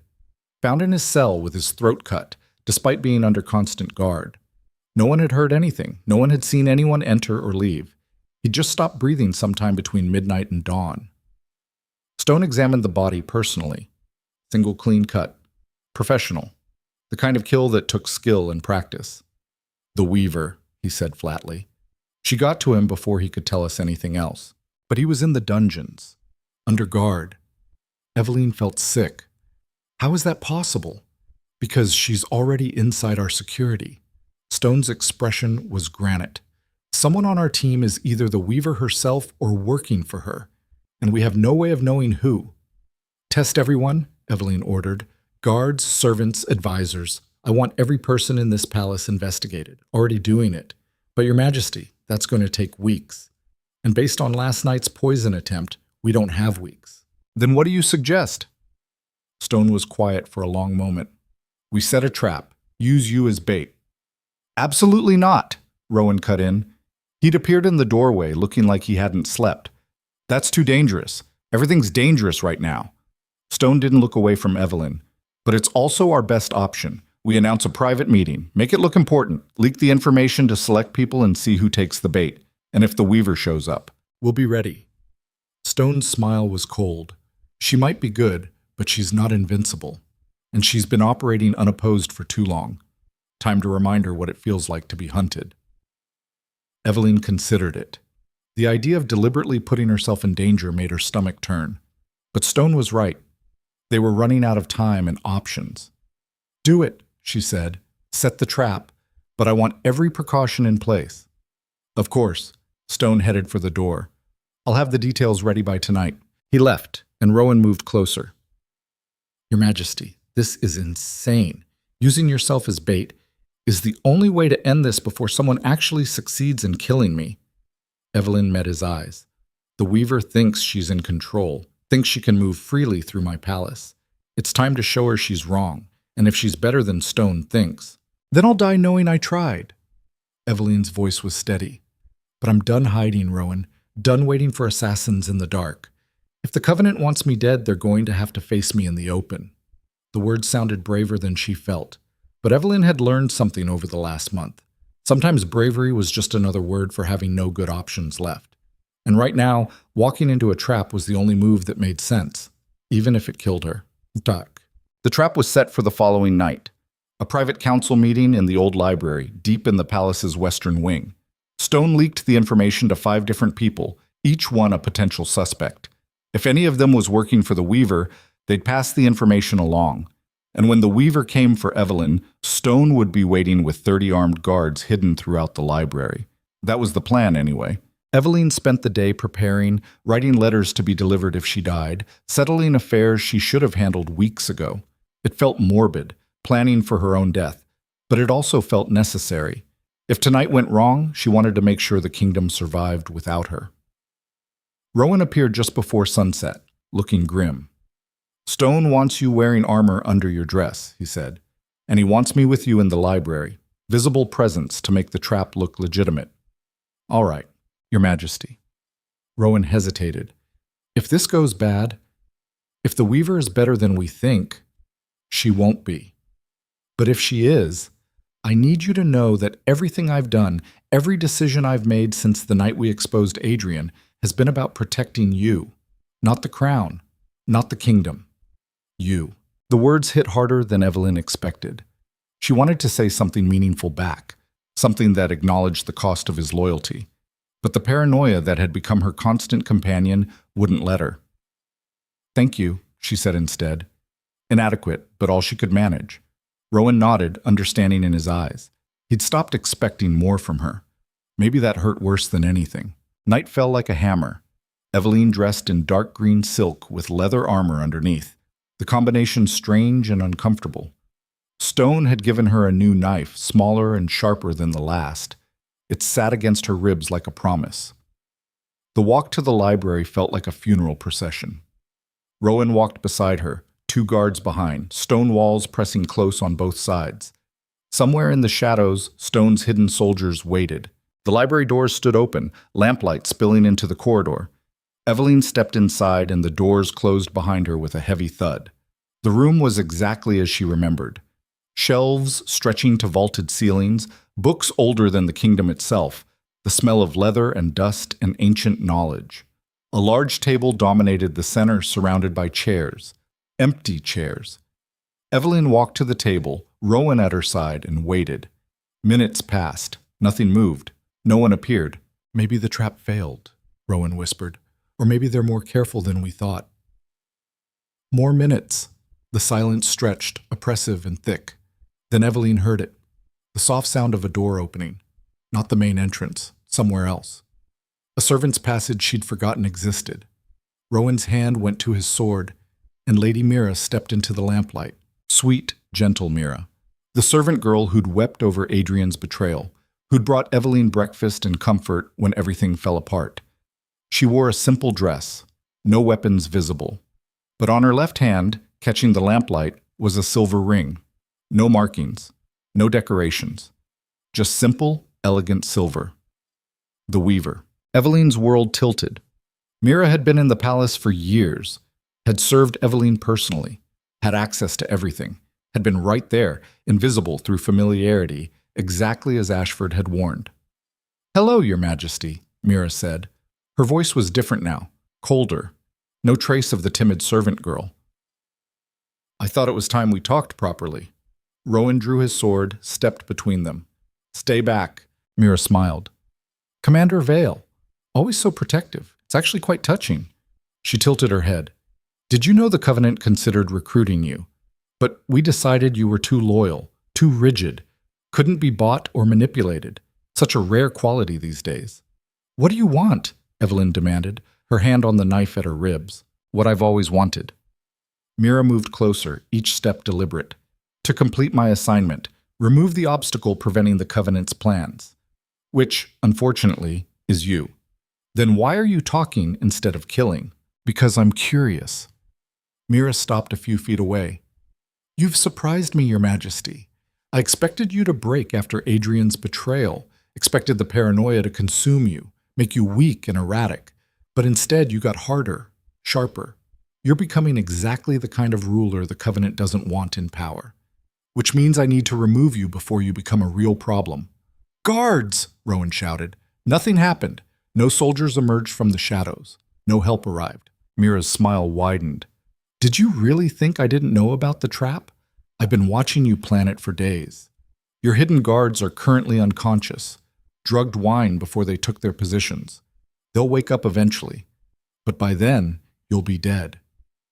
Evelyn's heart hammered. The trap had failed. Worse than failed. The Weaver had turned it against them. "Just you then," Rowan said, his sword steady. "You against me." "Actually," Mira gestured, and 3 more figures emerged from the servants' passage. Palace guards. Men Evelyn recognized. Men who'd served loyally for years. All wearing silver rings.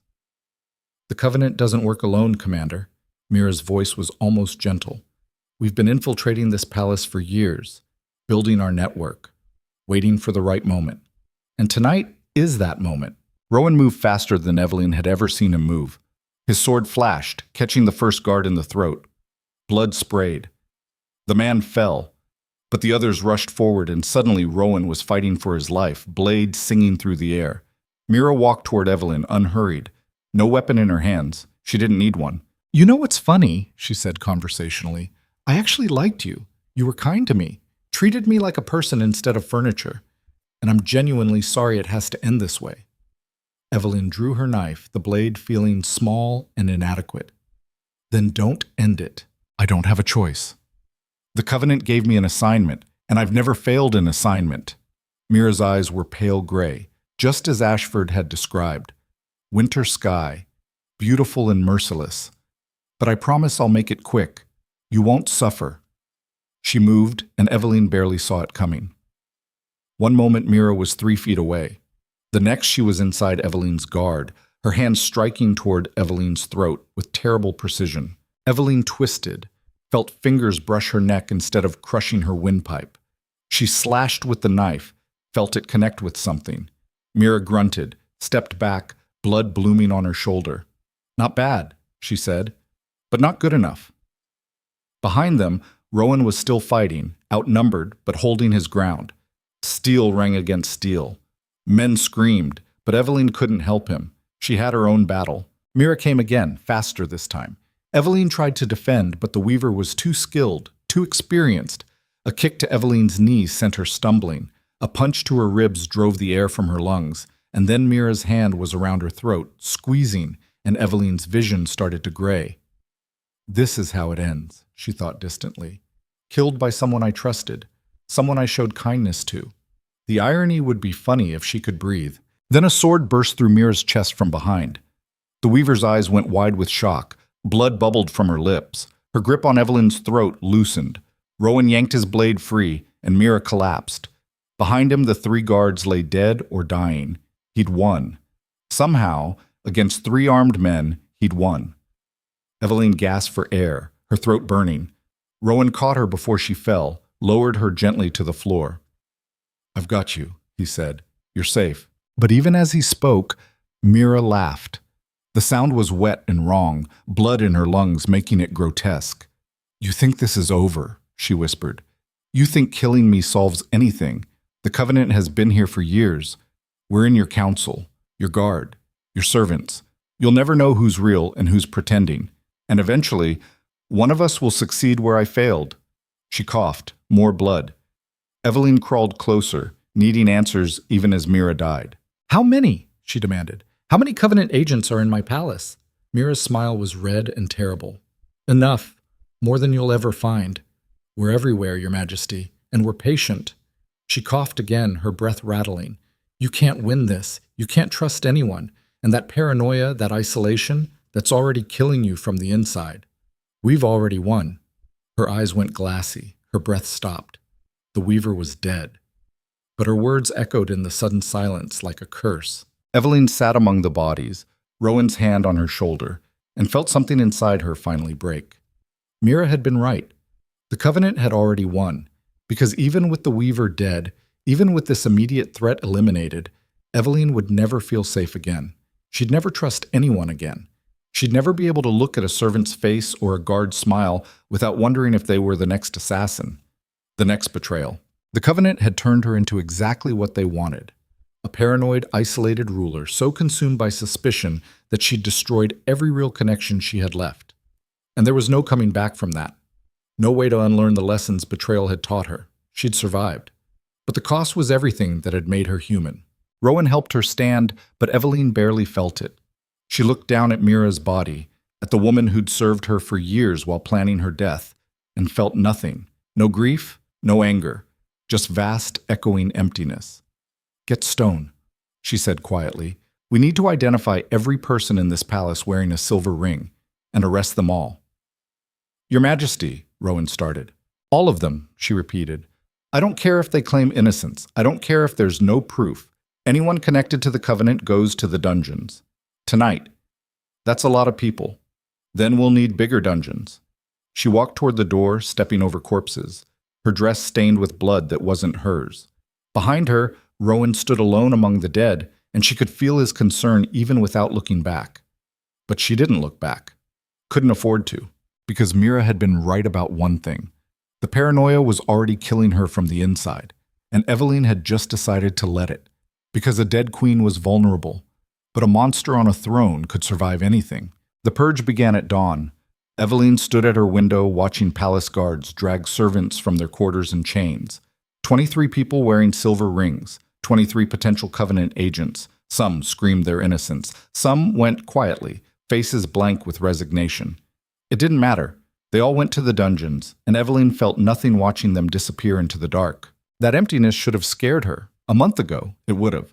But the woman who would have been horrified by mass arrests without trial had died in that library alongside Mira.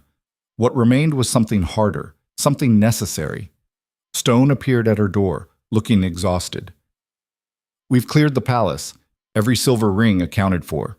But Your Majesty, we're going to have a staffing crisis. We just arrested a quarter of your household. Then hire new staff. From outside the capital, people with no connections to the old regime." Evelyn didn't turn from the window. "And Stone, anyone who worked directly with Mira gets interrogated. I don't care if they're innocent. I need to know everything she touched, already in progress."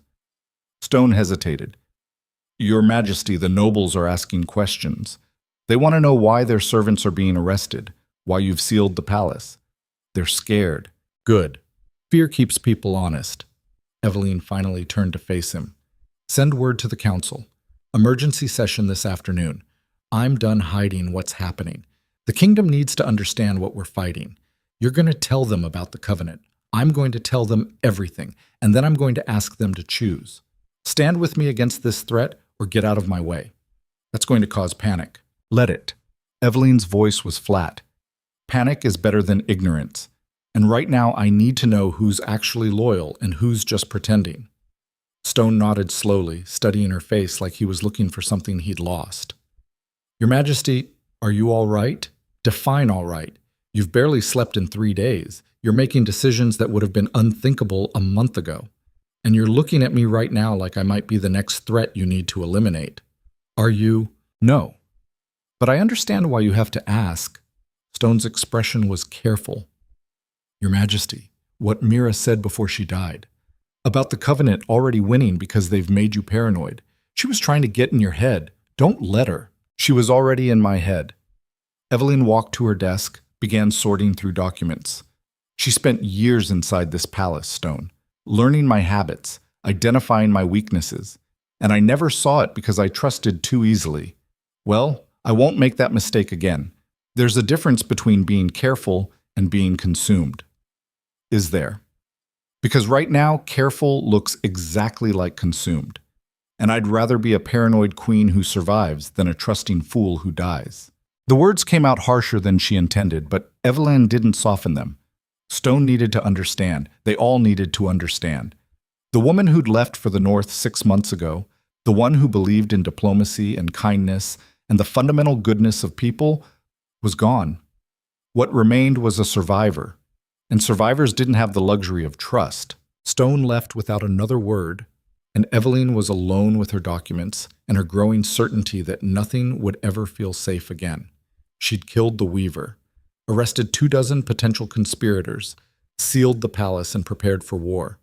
But somewhere in the kingdom, the covenant was still moving, still planning, still patient, and she had no idea when they'd strike next. The emergency council session felt like a trial. Nobles filled the chamber, their faces anxious and angry in equal measure. Lord Chancellor Harwick presided from his usual position, but Eveline noted the way his eyes kept darting to the guards lining the walls. He knew something was wrong. They all did. Eveline entered last, Rowan at her side, and the room fell silent.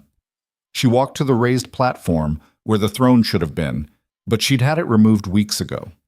This wasn't about crowns anymore. This was about survival. Thank you for coming on short notice, she began. Her voice carried across the chamber, steady despite the exhaustion pulling at her bones. I know you have questions about the arrests, about the increased security, about why this palace has become a fortress overnight. So let me be clear, we are at war. Murmurs rippled through the nobles. Lord Harwick leaned forward. Your Majesty, with whom are we at war? No foreign power has made hostile moves. Not foreign. Internal. Eveline pulled Adrian's journal from her cloak, held it up. For years, a shadow organization called the Covenant has been infiltrating our kingdom, corrupting our nobles, recruiting our servants, building a network designed to destabilize the monarchy and seize control. The murmurs grew louder. Some nobles looked skeptical. Others looked terrified. My husband was working with them, Eveline continued, paying them for favors, promising them access to our trade routes and military positions. And when I exposed his crimes, the Covenant decided I was an obstacle that needed removing. She described Mira, the attempted poisoning, the trap in the library, the silver rings marking Covenant agents. With each revelation, the nobles' expressions shifted from doubt to horror. So you arrested anyone wearing a silver ring? Lord Caswell said. His voice shook slightly. Your Majesty, that's madness. Half the kingdom wears silver rings. Then half the kingdom can prove they're not assassins, Eveline said coldly. The people I arrested had access to restricted areas. They worked in positions of trust, and they fit the profile of Covenant recruitment. If they're innocent, my interrogators will discover that. If they're not, they'll hang. This is tyranny, Lady Westbrook said, rising from her seat. You're arresting people without evidence, sealing the palace, making accusations about shadow organizations that might not even exist. They exist. Evelyn's voice cut like a blade. I've seen their ledgers, fought their assassins, buried their victims. And if you think this is tyranny, wait until the Covenant puts their puppet on my throne and starts bleeding this kingdom dry. Then show us proof, Harwick demanded. Real evidence, not just the ravings of a convicted traitor in a journal. Evelyn gestured to Stone, who stepped forward carrying a wooden box. Inside were the silver rings laid out in neat rows. 23 identical bands, no markings, no variations. These rings were worn by palace staff in positions of access and trust, Stone said. Servants who handled the queen's food, guards who patrolled her chambers, advisors who attended private councils. And when we searched their quarters, we found coded messages, hidden weapons, and poison vials identical to the one used in the assassination attempt. He pulled out a stack of papers, began distributing them to the nobles. Evidence packets, messages decoded, connections mapped. It was circumstantial, yes, but damning in its volume. The nobles read in silence. Evelyn watched their faces shift from skepticism to reluctant belief. What do you want from us? Lord Vance finally asked. Your loyalty. Evelyn met his eyes. Clear and unambiguous. The Covenant survives by corrupting people in power. They offer gold, titles, security in exchange for cooperation. And I need to know that everyone in this room will refuse that offer, that you'll stand with this kingdom against them. And if we don't, then you're declaring yourself an enemy. Evelyn's voice was flat. And I will treat you accordingly. The threat hung in the air like smoke. Some nobles looked outraged. Others looked calculating, already weighing options. Lord Harwick stood, his expression grave. Your Majesty, what you're describing is a level of infiltration that would take years to accomplish. If the Covenant has truly embedded themselves that deeply, rooting them out could tear this kingdom apart. Then we tear it apart and rebuild. Evelyn's jaw tightened. I won't let fear of conflict preserve a rotten system. The Covenant is here. They're real, and they will destroy us if we don't destroy them first. But at what cost? Harwick pressed. You're talking about purges, interrogations, arrests without trial. You're asking us to sacrifice our principles for security. I'm asking you to survive. Evelyn descended from the platform, walked among the nobles. I spent months in the north negotiating peace because I believed diplomacy was stronger than force. I believed in the fundamental goodness of people, in the power of trust and cooperation. And you know what I learned? That goodness is a luxury we can't afford when our enemies are willing to use our mercy against us. She stopped in the center of the chamber, surrounded by nobles who'd served her father, who'd sworn oaths to her crown, who were now deciding whether she was their queen or their tyrant. The Covenant wants you divided, she continued. They want you questioning whether I'm fit to rule, whether these threats are real, whether security is worth the cost. Because the moment you hesitate, the moment you choose comfort over vigilance, they win. So I'm not asking for your trust. I'm demanding your commitment. Stand with me or step aside.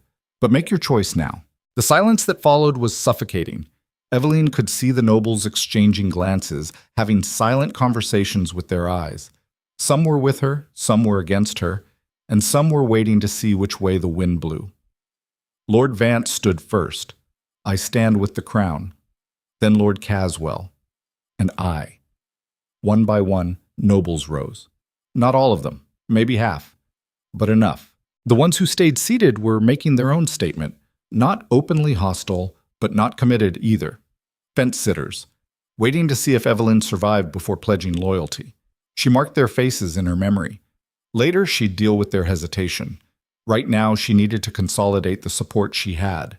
Thank you, she said. To those of you who've chosen to stand with this kingdom, I promise you won't regret it. We will root out the Covenant. We will secure our borders, and we will build something stronger than what existed before. She didn't mention what would happen to those who'd stayed seated. They'd figure that out on their own. The session ended in tense silence. Nobles filed out, splitting into groups. Those who'd stood with her clustering together, already forming a united front. Those who'd hesitated, slipping away quickly, avoiding eye contact. Rowan approached as the chamber emptied. That went better than I expected. Did it?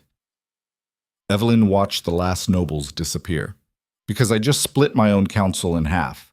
Made enemies of people who might have been allies if I'd been more diplomatic. You were honest. That matters more than diplomacy right now. Does it? Or did I just give the Covenant more ammunition, more proof that I'm unstable, paranoid, unfit to rule? You gave them a choice. Rowan's voice was firm, and the ones who chose you did it knowing the cost. That's real loyalty, Your Majesty, not the kind bought with smiles and empty promises. Eveline wanted to believe him, but the hollow feeling in her chest suggested otherwise. She'd burned bridges today, made declarations she couldn't walk back, and somewhere the Covenant was watching, adjusting their plans, preparing their next move. She just hoped she'd survive long enough to see it coming. Bunchak. 3 days after the council session, word reached the palace that Lord Harwick was dead. Found in his study with a single knife wound to the heart.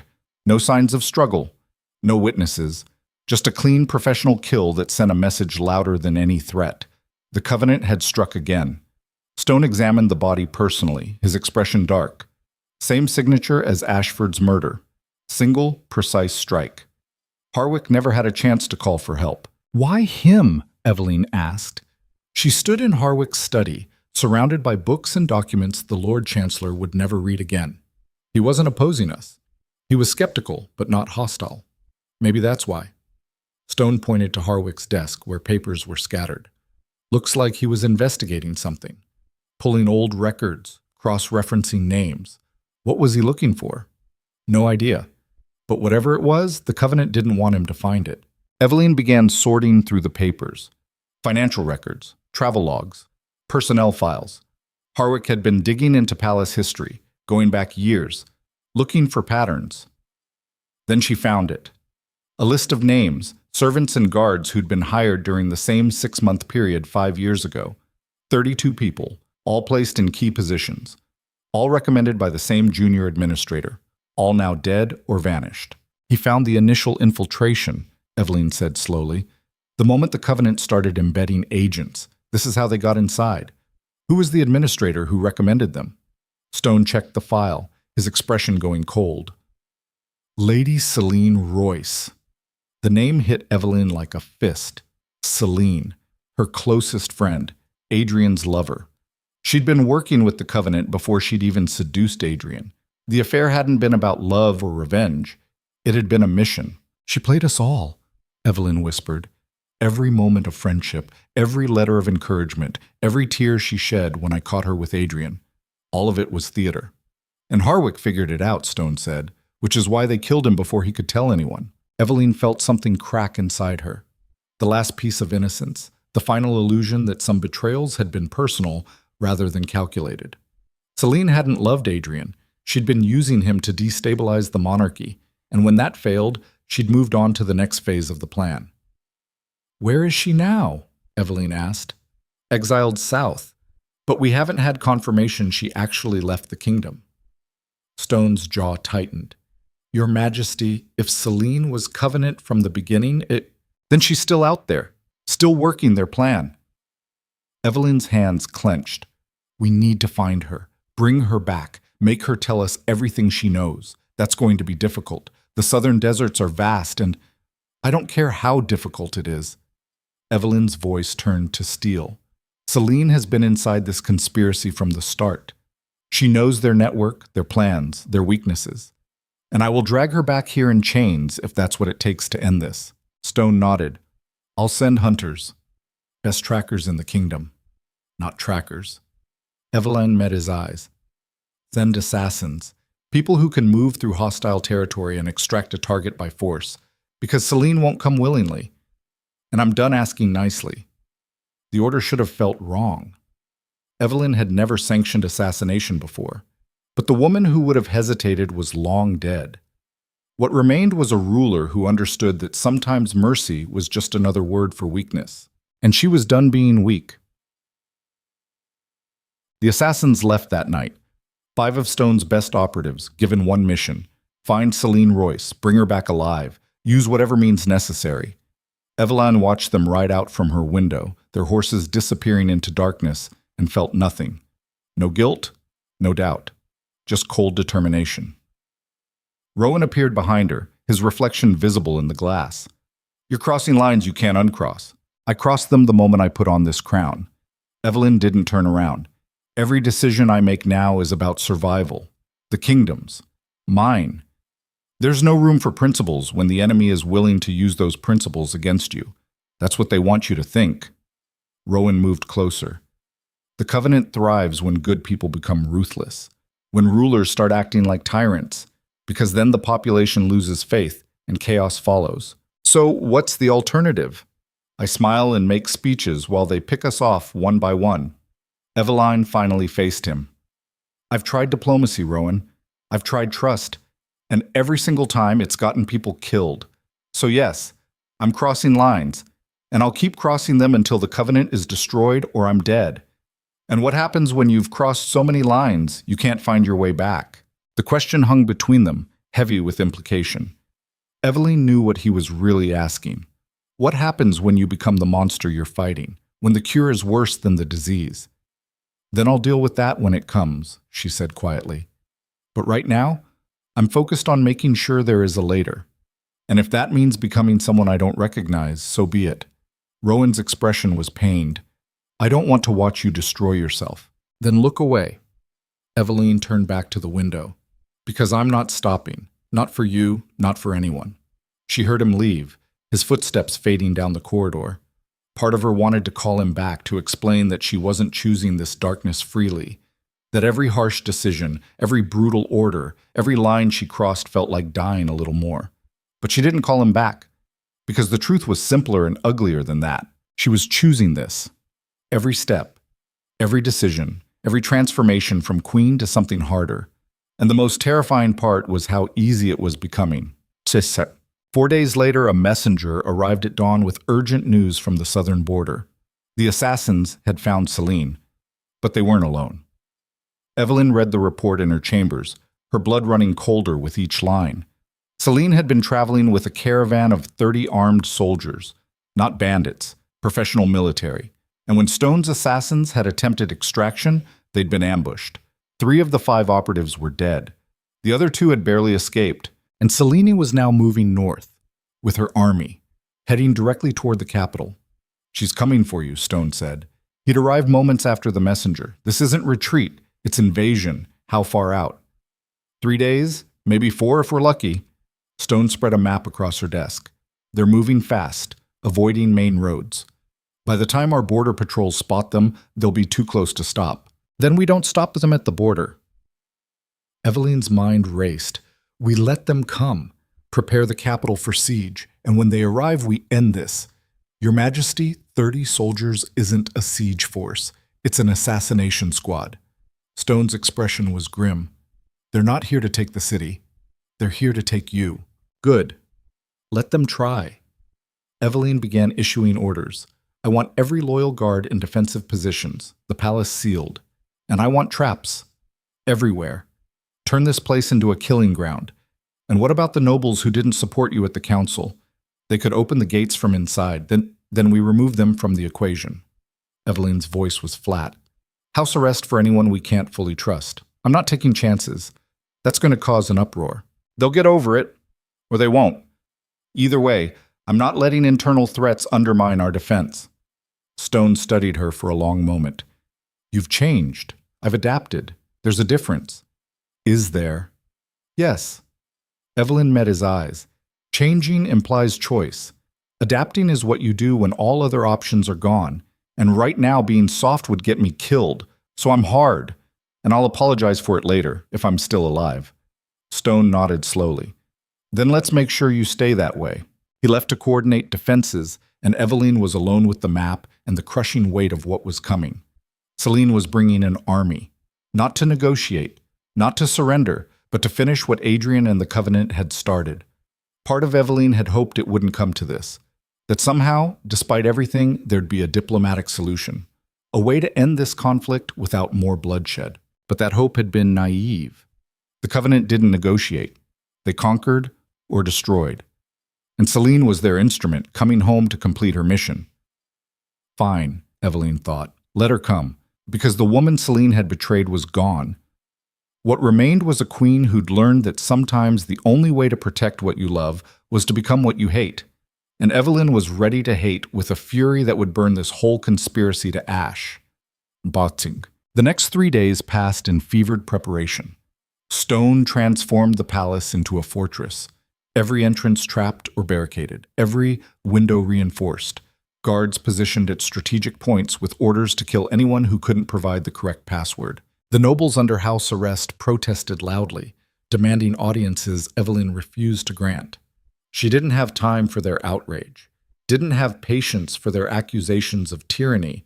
They could hate her all they wanted, as long as they stayed out of the way.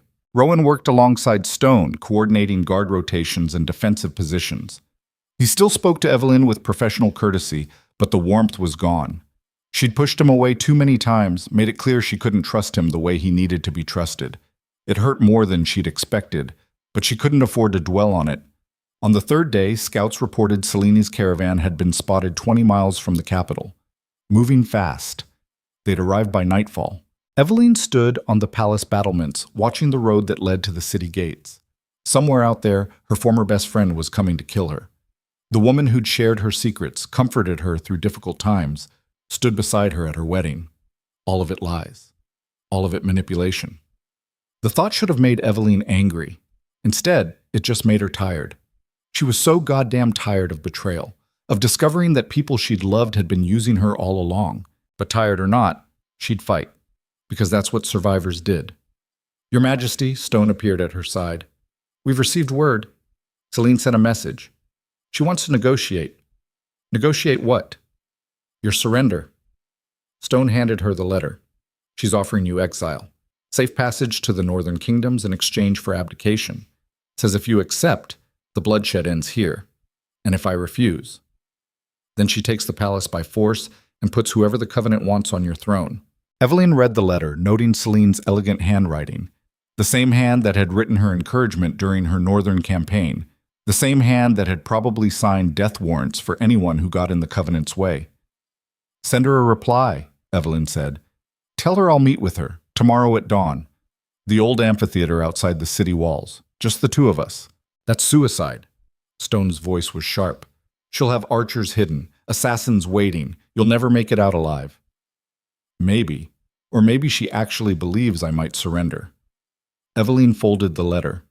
Either way, I need to face her, need to understand why she did this. Understanding won't change anything. No. But it might give me closure, and right now I'll take what I can get. Stone looked like he wanted to argue, but he just nodded. I'll arrange security, hidden guards in case it's a trap. It's definitely a trap. Evelyn's smile was cold, but so is every word I say to her. Let's see whose trap is better. It. Dawn came gray and cold. Evelyn rode out alone, as Selene's message had demanded, though she knew Stone had positioned archers in the ruins surrounding the amphitheater. If this went badly, at least she'd take Selene with her. The amphitheater was ancient, older than the kingdom itself. Stone benches arranged in a circle, worn smooth by centuries of forgotten gatherings. In the center, Selene waited. She looked different. Harder. Her hair was shorter, her clothes practical rather than decorative. But her eyes were the same, sharp, calculating. The eyes of someone who'd been playing a long game while everyone else was stumbling through the present. Evie, she said as Evelyn dismounted. Thank you for coming. Don't. Evelyn walked toward her, stopping 20 feet away. Don't pretend this is a friendly conversation. You're here to threaten me into surrender.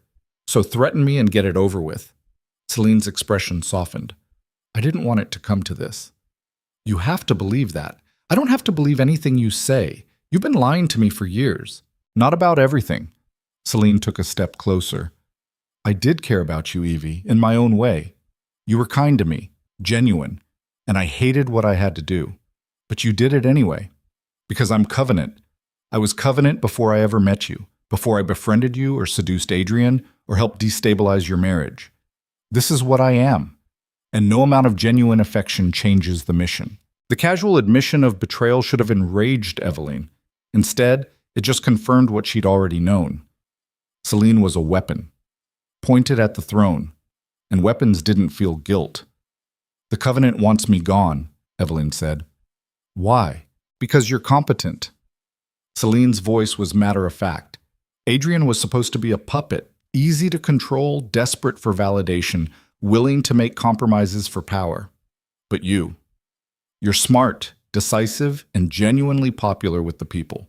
You can't be bought or manipulated, which makes you a threat to everything the Covenant is building. So you destroyed my marriage to weaken me. I destroyed your marriage to isolate you, make you paranoid, force you to make the kinds of brutal decisions that would turn your allies against you. Celine gestured around them. And it worked. You've arrested nobles without trial, turned your palace into a prison, pushed away everyone who cared about you. You're doing our work for us, Evie. The words hit like physical blows because they were true. Evelyn had become exactly what the Covenant wanted: isolated, ruthless, increasingly desperate. But recognizing the trap didn't mean she could avoid it. "So what now?" she asked. "You kill me and install your puppet. I'd prefer not to kill you." Celine's expression was almost genuine. "Take the exile, Evie. Go north. Live your life somewhere the Covenant doesn't care about. You've already lost. Staying just means dying." "I haven't lost." "Yes, you have." Celine's voice turned cold. "Your council is divided. Your guards are unreliable. Half of them are probably Covenant agents you haven't identified yet. And even if you survive today, we'll keep coming. Keep sending assassins. Keep undermining your authority until the kingdom tears itself apart. Then I'll die fighting." "Why?" Celine looked genuinely confused. "What's the point of dying for a throne you can't keep? Because some things are worth dying for." Evelyn's hands clenched. "And maybe I can't stop the Covenant. Maybe you'll win eventually, but I'll make you pay for every inch. I'll expose you to the kingdom. Make sure everyone knows what you are. And when I'm gone, someone else will pick up the fight. Because that's what happens when you try to conquer people instead of lead them." Celine studied her for a long moment. "You really believe that?" "I have to." "Then you're a fool." Celine's smile was sad. "But I suppose I already knew that." She raised her hand and figures emerged from the ruins. Not Stone's hidden guards, Covenant soldiers.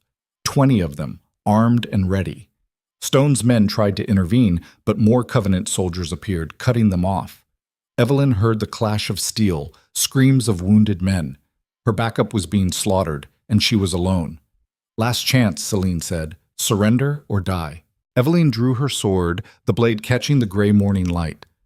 "Then I guess I die." Celine's expression was pained. "I really did care about you. Not enough." "No, not enough." The soldiers moved in, circling Evelyn like wolves. She counted odds, measured distances, and accepted that she probably wouldn't survive this. But she'd take as many of them with her as possible. Sometimes that's all you could do. Fight until you couldn't anymore. And hope the fight mattered. The first soldier lunged. Evelyn met his blade, twisted, struck. He fell. The second came from behind, but she'd expected that, spinning to catch his sword on hers. The impact jarred her arms, but she held.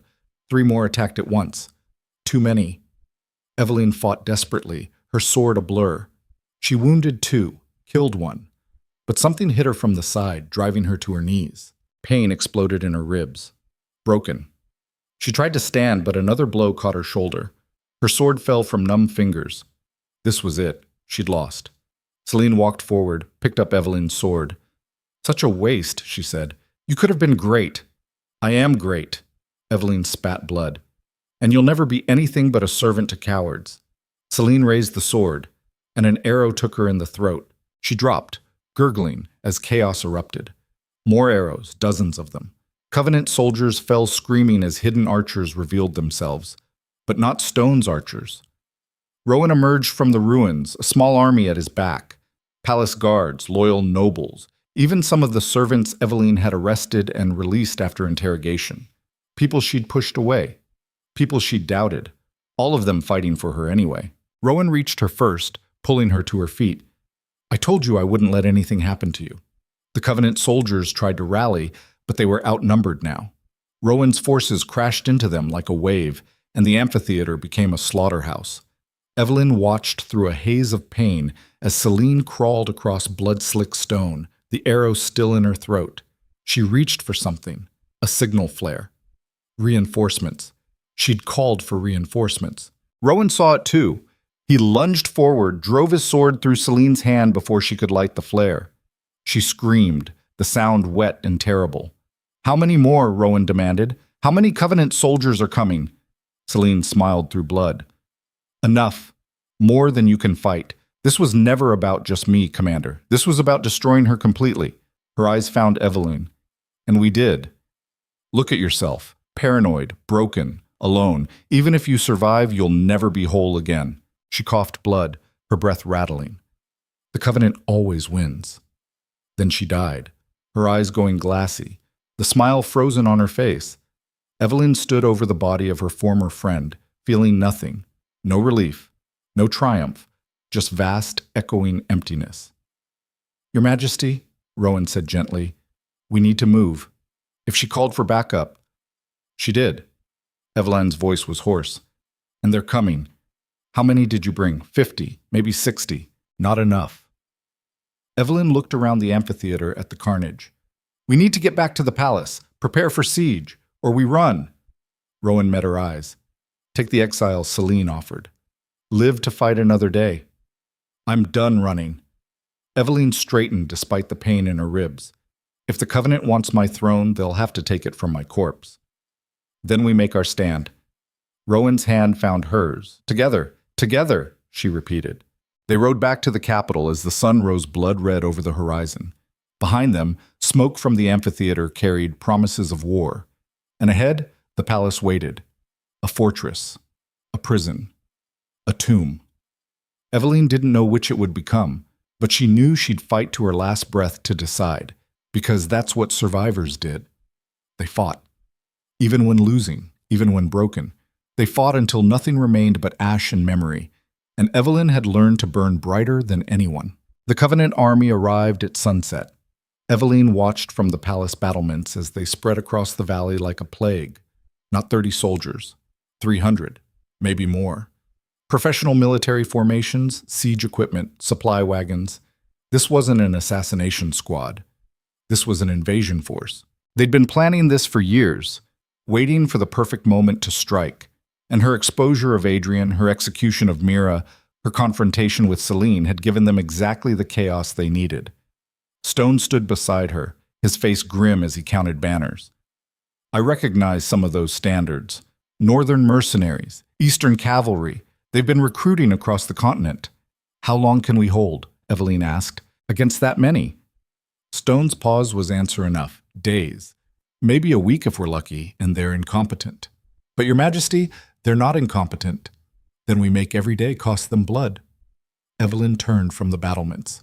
"I want every entrance fortified, every approach mined. When they come for us, they're going to remember what it costs to attack a kingdom that refuses to die." She descended into the palace, Rowan falling into step beside her. The pain in her ribs had settled into a constant ache, but she ignored it. Pain was just another thing to endure, another price of survival. The palace had become something out of a war story, corridors filled with armed guards, nobles huddled in secured chambers, servants carrying weapons instead of trays. Everyone waiting for the siege to begin, knowing most of them wouldn't survive it. Evelyn called an emergency council in the Great Hall. Not the full council. Just the people who'd proven their loyalty. The nobles who'd stood with her. The guards who'd fought at the amphitheater. The servants who'd chosen to stay when they could have fled. Maybe 50 people total. All that remained of her government. They gathered in silence, their faces exhausted and afraid. Evelyn stood before them, feeling the weight of their expectation. They were looking to her for hope, for strategy, for some miracle that would save them from the army outside their walls. She had none of those things. All she had was honesty. "The Covenant has brought an army," she began, her voice carried across the hall, steady despite everything. 300 soldiers, professional military.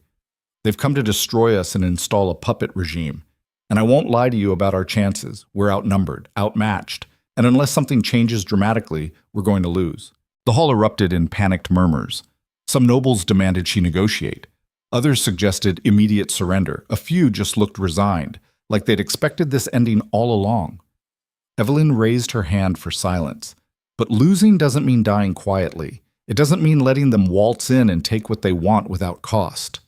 Every hour we hold is an hour for word to spread, for other kingdoms to hear what's happening here, for the Covenant's actions to be exposed to the world. That's not a strategy, Lord Vance said. His voice shook. That's suicide with extra steps. Maybe, but it's also the only option that preserves what we've built. Evelyn met his eyes. The Covenant wants us to surrender, to accept their rule quietly and let them rewrite history, make it look like a peaceful transition instead of a hostile takeover. But if we fight, if we make them bleed for every inch, the world will know the truth. And that truth might inspire others to resist. Inspire them to what? Die like us. Lady Westbrook's voice was bitter. Your Majesty, I supported you at the council. I've stood by you through arrests and paranoia and brutal decisions, but this is madness. We can't win, and throwing our lives away won't change that. You're right. Evelyn's admission seemed to shock her. We can't win, not militarily, but we can make our deaths matter. We can become a symbol that outlives us, a reminder that some things are worth fighting for even when the fight is hopeless. The hall fell silent. Evelyn could see them processing her words, weighing survival against meaning. Some would choose to live, even under Covenant rule. Others would choose the fight, even knowing it was futile. Both choices were valid. Both required courage. I'm not ordering anyone to stay, Evelyn continued. If you want to leave, to try negotiating your own terms with the Covenant, I won't stop you. But if you choose to fight, know that I'll be beside you until the end. Not as your queen, as someone who believes that how we face death matters as much as how we lived. She let the words settle, watching faces shift from fear to determination. Not everyone, but enough. Lord Vance stood first. I'll fight. Then Lady Westbrook. And I. Despite everything, despite my doubts, I can't surrender to people who use betrayal and assassination as policy. One by one, others rose. Not all of them, maybe half. But those who stood did so with clear eyes, knowing what they were choosing. The ones who stayed seated left quietly, slipping out to try their chances with the Covenant. Evelyn let them go. She'd spent too much energy hating traitors. Now she just felt tired. They were making the choice they thought would keep them alive. Maybe they were even right, but she couldn't join them. Because some part of her still believed that there were things worth dying for, that meaning outlasted survival, that how you face the end defined everything that came before. And if she was going to die, it would be on her feet, fighting for something that mattered, even if that something was just the principle that evil should never be easy. Walk. The siege began at dawn with artillery fire that shook the palace foundations. Stone walls cracked under the barrage. Windows shattered. Evelyn stood in the throne room, now converted into a command center, and listened to the sound of her kingdom being destroyed. Reports flooded in. The outer walls had been breached in 3 places. Covenant soldiers were advancing through the gardens. The east wing was on fire. Casualties mounting. Stone coordinated defenses with brutal efficiency, but even he couldn't hide the desperation in his eyes. They were losing ground with every passing hour. Rowan appeared, covered in blood and soot. We've sealed the inner palace, but they're bringing up siege towers. Once those are in position, they'll flood in from above. How long? Evelyn asked. Hours. Maybe less. Rowan's voice was rough from smoke inhalation. Your Majesty, you need to consider evacuation. There are still passages that might be clear. We could get you out. And go where? They've surrounded the city. Evelyn shook her head. No, I'm not running. Not anymore. Then you're condemning yourself to death. I condemned myself the moment I chose to fight. Evelyn met his eyes. But I'd rather die here, in my home, than spend the rest of my life wondering if I could have made a difference. Rowan's expression was pained. You've already made a difference. You exposed the Covenant, showed the kingdom what they really are. That's more than most rulers ever accomplish. Is it enough? It has to be. The words hung between them, heavy with all the things they'd left unsaid over the past weeks. All the moments of doubt and suspicion, all the times Evelyn had pushed him away because she couldn't risk trusting anyone. I'm sorry, she said quietly, for doubting you, for making you prove your loyalty over and over. You deserved better. I understood why you did it. Rowan's hand found hers, and I'd do it all again. Every moment of suspicion, every test, every cold shoulder, because at the end of it, I got to stand beside someone worth believing in. I'm not worth believing in. I'm just someone who got angry enough to fight back. Sometimes that's all it takes to be worth believing in. Rowan squeezed her hand. Your Majesty, when this is over, when they write about what happened here, they're going to remember a queen who refused to surrender, who chose principle over survival. And that's going to inspire people for generations. Or they'll remember a fool who threw her life away for nothing. Then I'm proud to be a fool beside you. The moment shattered as an explosion rocked the palace. Closer this time. The Covenant was breaching the inner defenses. Stone burst into the throne room. They're inside. We need to fall back to the Great Hall, make our final stand there. How many do we have left? Evelyn asked. 30? Maybe 40? Stone's voice was flat. Everyone else is dead or surrendered. 30 against 300. The mathematics of slaughter. But mathematics had never accounted for desperation or fury or the kind of determination that came from having nothing left to lose. Then we make those 30 count. Evelyn drew her sword despite the pain in her ribs. Let's show them what it costs to conquer free people. They moved as one, the last defenders of a dying kingdom, and Evelyn felt something shift inside her. Not hope. She was beyond hope, but something else. A clarity that came from accepting the inevitable. She was going to die today. That was certain. But she'd die on her terms, surrounded by people who'd chosen meaning over safety. And maybe that was enough. Maybe that was all anyone could ask for. To face the end with courage and companions who understood why the fight mattered. Everything else was just noise. The Great Hall became a slaughterhouse. Covenant soldiers poured through the doors in waves, and Evelyn's defenders met them with desperate fury.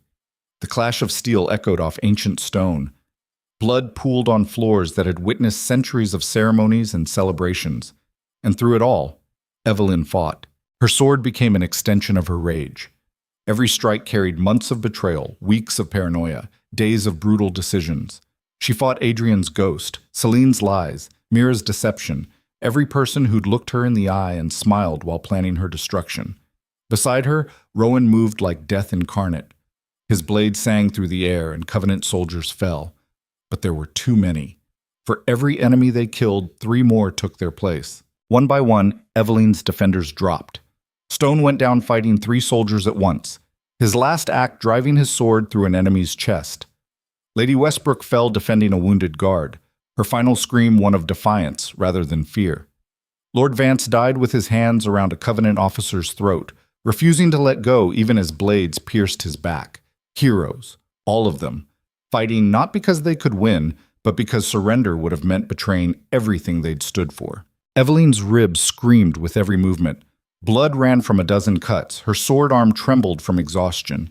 But she kept fighting, kept moving, because stopping meant dying, and she wasn't done yet. Then she saw him. A figure in black armor, walking through the carnage like it was a garden stroll. Tall, lean, with pale eyes that seemed to see through everything. He carried no weapon, but Covenant soldiers parted before him like water. The Covenant's leader had to be. The one pulling strings from shadows. The architect of everything that had gone wrong. He stopped 20 feet from Evelyn, studied her with something like respect. Queen Evelyn, you've caused us considerable difficulty. Good. Evelyn raised her sword despite knowing she was too exhausted to use it effectively.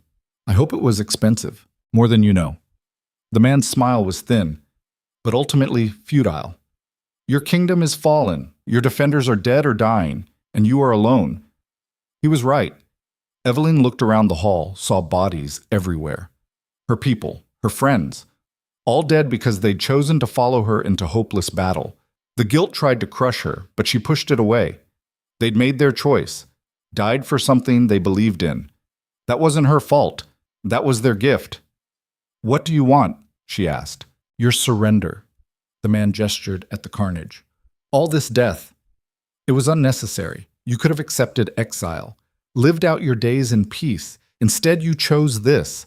I chose to fight for my kingdom. You chose pride over pragmatism. The man's voice was almost gentle. And now hundreds are dead because of it. Was it worth it, Your Majesty? Does all this blood satisfy your principles? The question cut deeper than any blade. Because he was right. People had died because of her decisions, because she'd refused to bend, because she'd chosen principle over compromise. But looking at the bodies around her, Evelyn realized something. These people hadn't died for her. They died for the idea that some things were worth fighting for. That evil should be resisted even when resistance was futile. That how you face death mattered. And maybe that was worth dying for. Yes, she said. It was worth it. Because you're going to remember this. Remember the cost of taking this palace. Remember that free people don't surrender quietly. And maybe, somewhere, someone else will hear what happened here and decide to resist you too. Naive idealism. The man shook his head. But I suppose I should have expected nothing less. You were always too principled for your own good. Better that than being a coward who hides in shadows. Brave words for someone about to die. The man raised his hand and archers appeared on the gallery above. 20 of them, arrows trained on Evelyn. This was it. The end she'd been racing toward since that night she'd caught Adrian with Celine. Everything she'd fought for, survived, endured, led to this moment. Evelyn lowered her sword. Not in surrender, just acceptance. She was tired of fighting, tired of being afraid, tired of carrying the weight of a kingdom that was already lost. If this was where it ended, at least she'd ended it on her terms. The man lowered his hand. The archers drew. And Rowan appeared from nowhere, throwing himself between Evelyn and the arrows. They hit him instead. 5, 6, maybe more. His body jerked with each impact, blood blooming across his chest. But he stayed standing, eyes locked on Evelyn. "Run!" he gasped. She didn't run. Couldn't run. Could only watch. As the man who'd stood beside her through everything collapsed, could only drop to her knees beside him as blood pooled beneath his body. "Why?" she whispered. "Why did you do that?" "Because someone worth believing in deserves to survive." Rowan's hand found hers, his grip weak. "Promise me something. Anything. Don't let this break you. Don't let them turn you into something bitter and broken." His breath rattled. "You're stronger than they are. Better than they are. And the kingdom needs that strength. The kingdom is gone. Then build a new one." Rowan's eyes were fading. Build something better. Something worth the cost. His hand went limp. His eyes glazed. And Rowan Vale died as he'd lived, protecting someone who doubted him until the end. Evelyn knelt beside his body, feeling something inside her shatter completely. Not her resolve, not her determination, but the hard, bitter shell she'd built around herself. The paranoia and suspicion that had kept her alive but hollowed her out. It cracked, and beneath it was just grief, raw and endless. She'd lost everything. Her husband to betrayal, her friend to deception, her kingdom to conquest. And now Rowan, who'd been loyal even when she couldn't trust him, who'd given his life believing she was worth saving. And for what? So she could die 30 seconds later in this blood-soaked hall. The Covenant leader approached, stood over her. A tragic ending to a tragic story. But ending nonetheless. He raised his hand again, and the palace exploded. Not the hall, the western wing. A massive detonation that shook the foundations and sent debris raining from the ceiling. Then another explosion. The eastern wing. Then the north. Someone had rigged the palace to blow. Covenant soldiers panicked, rushing toward exits. The leader's composure finally cracked. "What is this?" "Stone," Evelyn realized. Before he died, he must have set charges. A final act of defiance. If the Covenant wanted her palace, they'd inherit rubble. The explosions continued, systematic and devastating. The great hall began to collapse, stones falling from the vaulted ceiling. The leader ran, his soldiers following, all of them desperate to escape before the whole structure came down. Evelyn stayed kneeling beside Rowan's body. She should run too, should try to survive. But what was the point? Her kingdom was gone. Her people were dead. Running would just mean dying alone instead of beside the last person who'd believed in her. Then hands grabbed her, hauling her upright. Not Covenant soldiers. Palace guards. The ones who'd surrendered earlier now returned. "We're getting you out," one of them said. "Stone paid us to wait, to come back when the explosion started. Now move." They dragged her through collapsing corridors, past falling debris and spreading fires. Evelyn fought weakly, wanting to stay with Rowan, but they were stronger and more determined. They emerged into open air just as the palace's central tower collapsed, sending up a column of dust and smoke visible for miles. The Covenant army was in chaos, soldiers scattering as the structure they'd fought to capture destroyed itself. The guards pulled Eveline into the gardens, through a hidden passage in the outer wall, and into the city beyond. Buildings burned around them, civilians fled screaming, but the guards kept moving, kept dragging Eveline away from the palace that had been her prison and her home. Finally, in a small chapel on the city's edge, they stopped. "Where are we going?" Eveline asked. Her voice sounded hollow in her own ears. "North." One of the guards handed her civilian clothes. Stone arranged safe passage. "You're to leave the kingdom, let the Covenant think you died in the collapse, and return when you're strong enough to reclaim what's yours." "I'm not strong enough for anything. Then get strong." The guard's voice was fierce. "Because we didn't drag you out of hell just so you could give up. You're our queen, and queens don't quit." They left her alone to change, and Eveline stripped off her blood-soaked dress with numb fingers. The civilian clothes were simple, unremarkable, the kind worn by merchants or travelers. No one would look at her twice. She was no one now, just another refugee fleeing a conquered city. Outside, the palace continued to burn, smoke rising like a funeral pyre for everything she'd lost. And Eveline understood that sometimes survival wasn't victory. Sometimes it was just the consolation prize for losing everything that mattered. But maybe that was enough. Maybe survival was its own kind of rebellion. She'd lost the battle, lost the kingdom, lost everyone who'd fought beside her. But she was alive, and as long as she was alive, the Covenant hadn't completely won.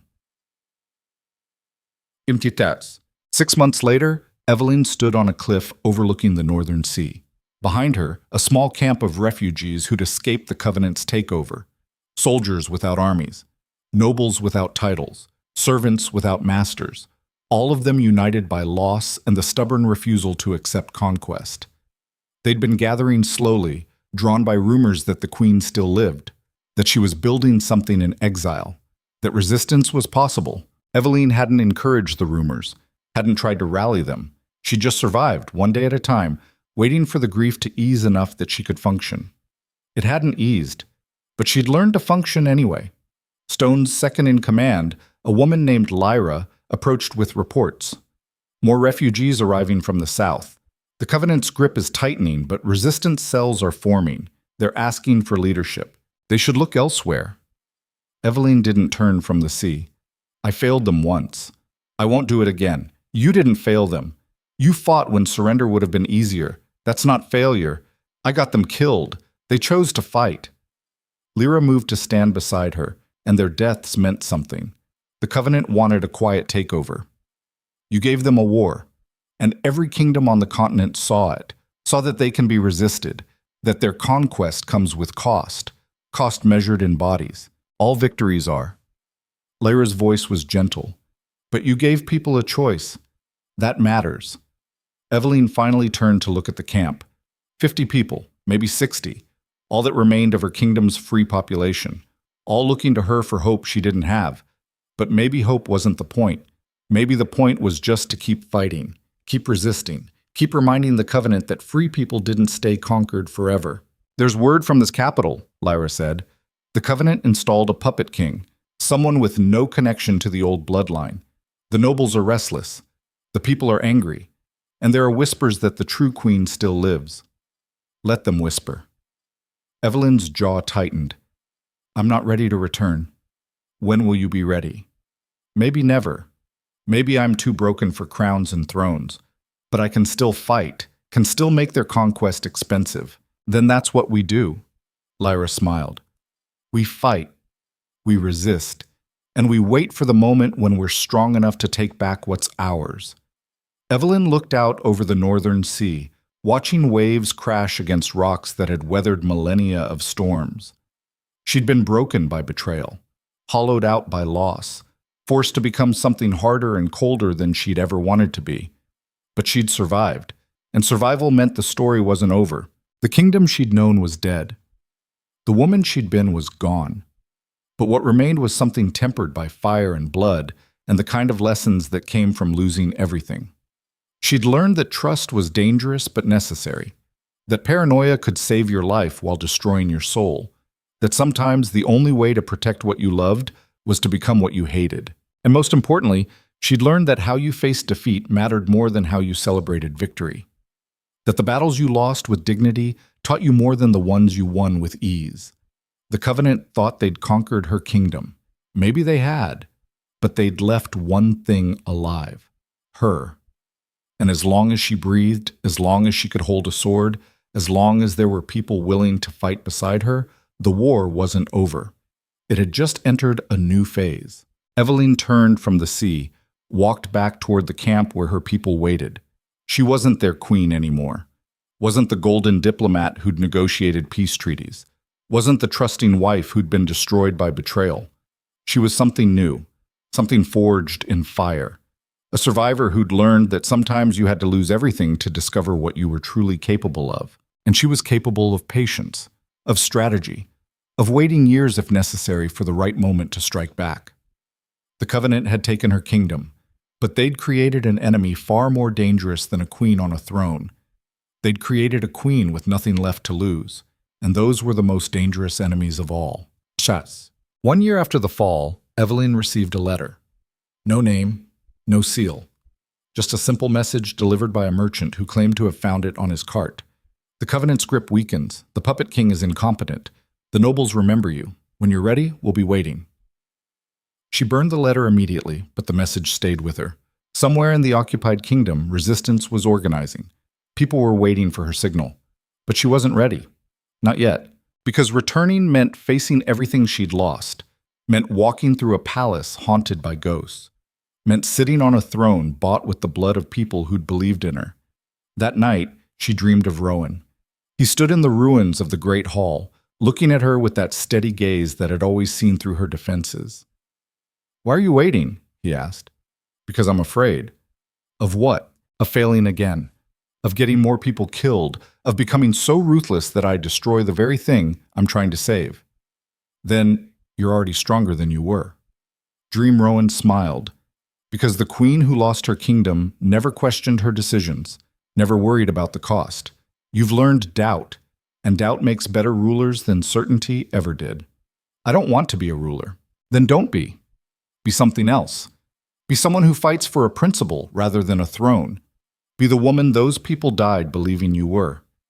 And if I fail, then you fail knowing you tried. That's all anyone can ask. She woke before dawn, the dream fading but the message clear.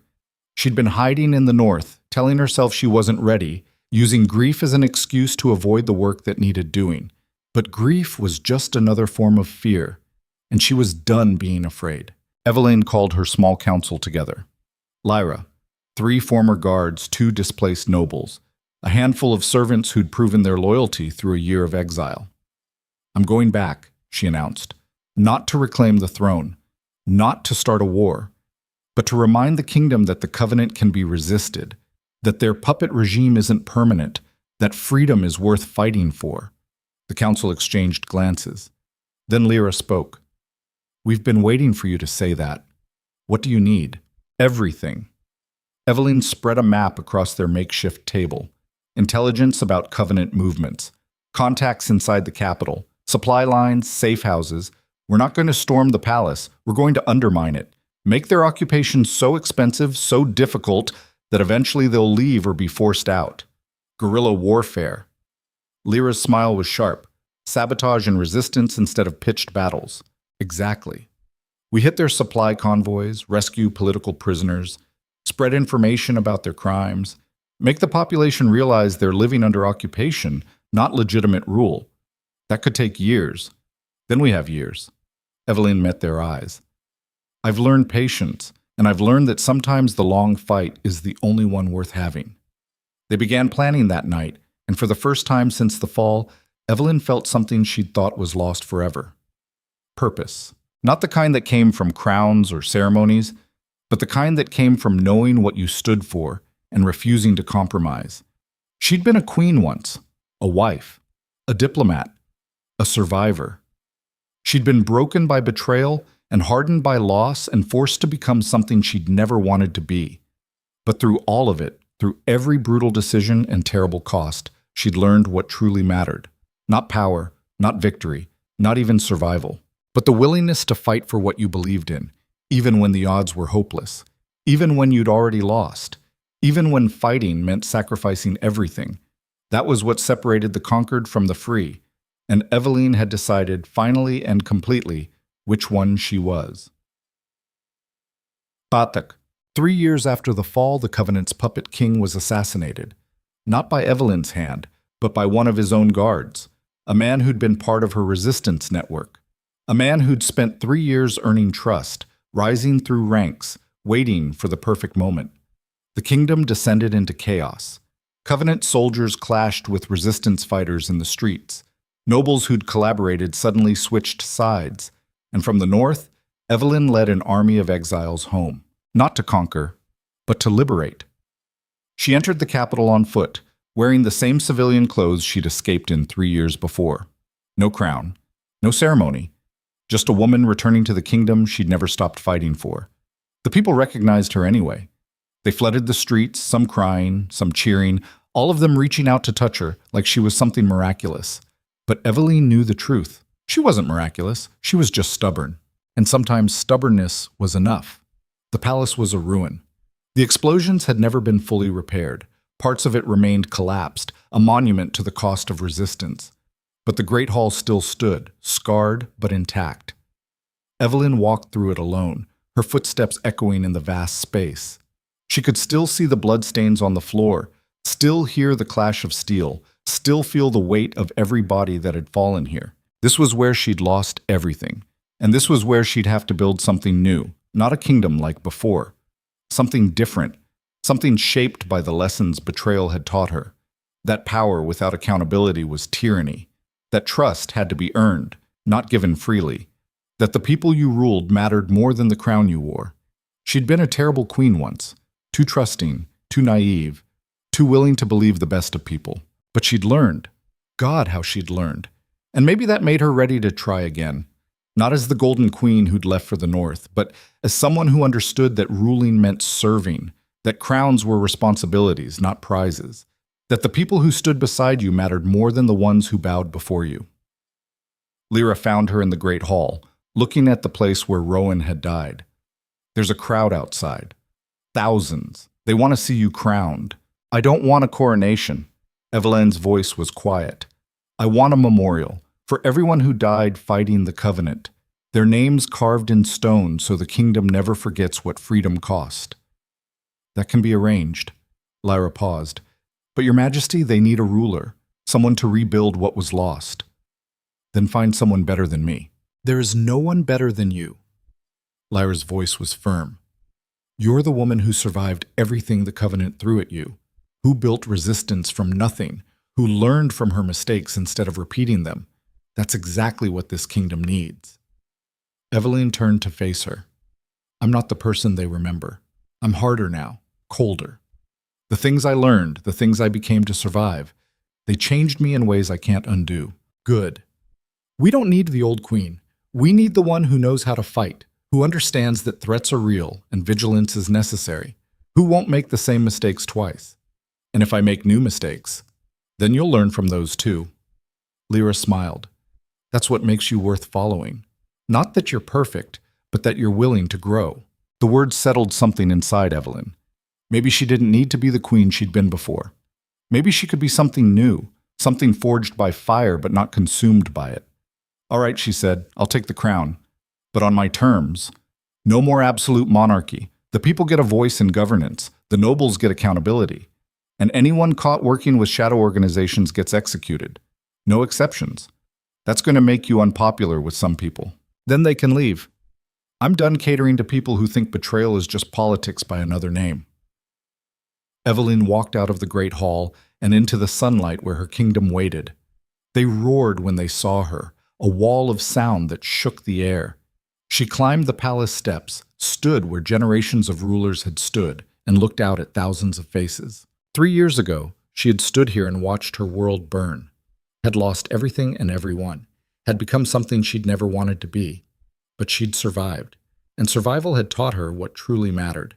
Not crowns or ceremonies or the trappings of power, but the courage to fight for what you believed in, the strength to rebuild from ashes, the wisdom to learn from loss. And most importantly, the understanding that you didn't need to be unbroken to be whole, that scars were evidence of survival, not weakness, that the things that nearly destroyed you could become the foundations of something stronger. Evelyn raised her hand, and the crowd fell silent. "I'm not the queen you remember," she called out. Her voice carried across the square. "I'm someone who's been broken and rebuilt, someone who's made terrible mistakes and learned brutal lessons, someone who understands that freedom requires eternal vigilance and that evil thrives when good people stay silent." She paused, letting the words sink in. "But I'm also someone who will fight for this kingdom until my last breath, who will never again trust blindly or rule carelessly, who will build something better than what was lost, even if it takes the rest of my life." The crowd erupted again, and Evelyn felt something shift, not back to what she'd been, but forward to what she could become. A ruler who'd learned that the throne was a responsibility, not a prize, that the people mattered more than the crown. That betrayal's greatest lesson wasn't paranoia, but the understanding that trust had to be earned and vigilance maintained. She'd lost a kingdom and gained wisdom, lost innocence and gained strength, lost everything and learned what truly mattered. And now, standing before her people with scars both visible and hidden, she was ready to build something new. Something shaped by hard lessons and harder choices. Something that would endure because it was built on truth instead of illusion. The covenant had tried to break her, had taken everything, had forced her to become someone she'd never wanted to be. But they'd failed to take the one thing that mattered most, her determination to keep fighting, keep growing, keep becoming better than she'd been before. And in the end, that was the only victory that truly counted, not defeating enemies or reclaiming thrones, but refusing to let loss define you, choosing to learn instead of breaking, deciding that even if you couldn't go back to who you were, you could become someone stronger. Evelyn looked out over her kingdom, damaged but not destroyed, and felt something she hadn't felt in years: hope. Not the naive kind, but the kind that came from knowing you'd survived the worst and found purpose in the ashes. And maybe that was enough. Maybe that was everything.